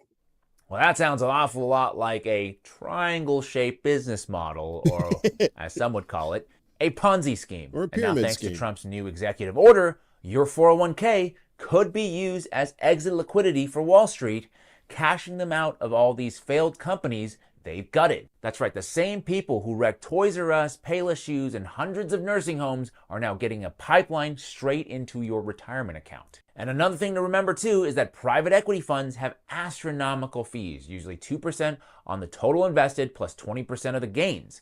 Your 401k manager doesn't normally make that kind of money, but now they have an incentive to push these products on you.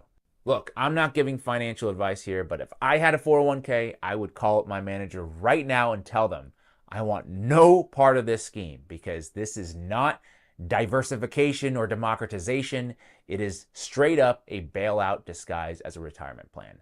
And trust me, you do not want to be the one holding the bag when that bubble pops. But once again, that's just me, not financial advice. My name is James Lee. This is the 5149 show. I think everybody needs to be very, very careful about this and not get sucked into these sales pitches that are certainly coming your way. Let me know what your thoughts are. And if you want to support my work, please take a second to like this video, share it, and subscribe. Thank you for your time, and I'll see you in the next one. In life, you have to have a dream. And one of the dreams is our desire and the market's need to have more access at retail to alternative asset products. If there's a change in that area, that becomes a huge opportunity for the firm. There's a ability for something to get changed that could be really, really impactful. I haven't had a 401k in a long time. I lost mine during the 2009 crunch, or at least I lost a good bit of it. I cashed out the rest of it and said, peace out, Wall Street motherfuckers. Disgusting. Boop. Wait a minute. What the hell? Okay. Yeah. So Chuck here said market makers are over leveraged on short sales, which they have failed to deliver. FTDs, and they're hiring volume trades in the dark pools instead of the lit exchange. Yeah, you should. The Big Short. Yeah, that's a good one. That'll piss you off so bad, but because it's so informative, that's why it'll piss you off. Yeah, it basically, crypto is another tool for them to hide or distort the value of your investments. So yeah, if you have a 401k, and now that this asshole's put this executive order through, seriously, talk to your people who handle your 401k, and say, like James says, say no. Well, I'm not interested in this bullshit. Don't do it, or maybe put your money somewhere else. I'm not sure. We got more to go here, but of course, want to remind you of shows coming up. Willie had his show last. That was a good show. Appreciate you for that, Willie. And we got Kevin coming up here, probably about an hour and a half on Black Bear News, and he's another cat that needs our help. You know, he lost his house in the LA fires, So if you can help him out, his GoFundMe link is down below for you can share it out. If you can't donate, that helps as well. So finally today, this happened on Friday. It's a Chicago fun time for, let me see if I can, here we go. They like to dump shit in the Chicago River. There's all kinds of chemicals in there. There's Dave Matthews poop is in there. And well, you know what else is in there? Duckies. Rubber ducky. You're the one. As the annual Chicago Ducky Derby was held on the river. This is from CBS News Chicago. It looks like pee. Splashdown! The Ducky Derby once again filled the Chicago River this afternoon with more than 80,000 bright yellow rubber ducks. From here, those little guys floated all the way down to the finish line. This is an annual event that benefits Special Olympics Illinois, this year raising nearly $600,000. Now, you see how they've penned those ducks. If you're wondering what ultimately happens to all of them, they are collected, cleaned, and they're sent off to the next Ducky Derby. Yeah, or they melt from the chemicals in the water. Yeah, more than 82,000 rubber ducks went floating down the Chicago River for the 2025 Chicago Ducky Derby. Not Kentucky Derby, but the Chicago Ducky Derby, an annual fundraiser for Special Olympics Illinois. The event called on spectators and fans to adopt a duck for $10 donation, and the ducks were then dumped into the river for a floating race to win their adopters prizes, including a Chevy Trailblazer, $2,500 in cash, and W Club Chicago Cubs tickets. Ooh. Organizers said more than 82,000 rubber ducks participated in this year's derby, which raised nearly $600,000 for Special Olympics Illinois. Wait a minute. If they did $10 a thing, wouldn't that be $820,000? So where did the other $220,000 go to? No, it probably like administrative fees and some shit like that. Each donation supports Special Olympics Illinois programming, which creates opportunities for growth, personal development, and connection through sports, health, and leadership programs for individuals with intellectual disabilities. Pete Beal Del Vecchio, president and CEO of Special Olympics Illinois, said in a statement. The event also included live music, food trucks, photo opportunities, and games. The ducks were removed from the river after the race and will be stored in a mountain somewhere with the other nuclear waste because those things are toxic and you don't want to touch them. Your friend's Chihuahua was named Short Round. No time for love, Dr. Jones. Hey, he's an Academy Award winner now, so you can make fun of Short Round if you want. He was in the Goonies too. Hey, you guys. Sorry, I can't remember the guy's name now. So, are we here? All right, I guess that's it. Oh, Michael, so you were global. You're such a chameleon. I'm still gonna call you global. Because I'm a creature of habit. I appreciate everybody coming out for this fun little adventure with bad news, as always. We'll do it again on Friday morning at 11 a.m. Eastern, 10 a.m. Central, 9 a.m. Mountain, and 8 a.m. Pacific time. In the meanwhile, check out all our peeps here. We got all our friends here on the YouTubes and whatnot. They have good programming. They're good people, and it's you get a lot of information, you get entertainment, you get music, you get all kinds of stuff with our friends in this space. We appreciate you for Kihu Kwan. Thank you. Oh, he played Ouroboros in the Loki series. Yeah, that's right. That's right. He was in that too. He won the Oscar though for Everything Everywhere, something like that. That had Michelle Yeoh in it too, and she won too. Pretty good movie. Wasn't bad. It was a good movie that I can't remember the name of, but it's because my stoner brain won't allow me to do that. Yeah. So, anything else going on? I think that's it. You want to donate to the show? You want to become a Patreon? All that business is down below. You could be $1, $5, and put your name up at the beginning and the end of the show. And of course, we appreciate anything. If you can share out the link, if you can't donate any cash, that's fine too. Any little bit helps. I appreciate all of you. Love each and every one of you. I hope you have a wonderful day. And I hope to see y'all again this Friday. And yeah, so if anything else comes up before then, I'll let you know. Mundus Ultra is, we got done with the Mundus Ultra, 11 crazy nights of Mundus Ultra. So new episodes of that are coming soon. Probably going to be on Sundays. I did a poll on YouTube and they said they want to see it on Sundays. So that's looking like I haven't figured out a time yet. I don't want to bleed over with Marcus's political matrix. So maybe like a nooner kind of thing on Sundays. We'll see how it goes. So, and don't forget, me and Lainey Peterson got a little thing going on October 1st. We'll be revealing more information on that as things progress. In the meantime, peace, and chicken grease. I'll see y'all later. Yo! This is City Alpha 5! Woo!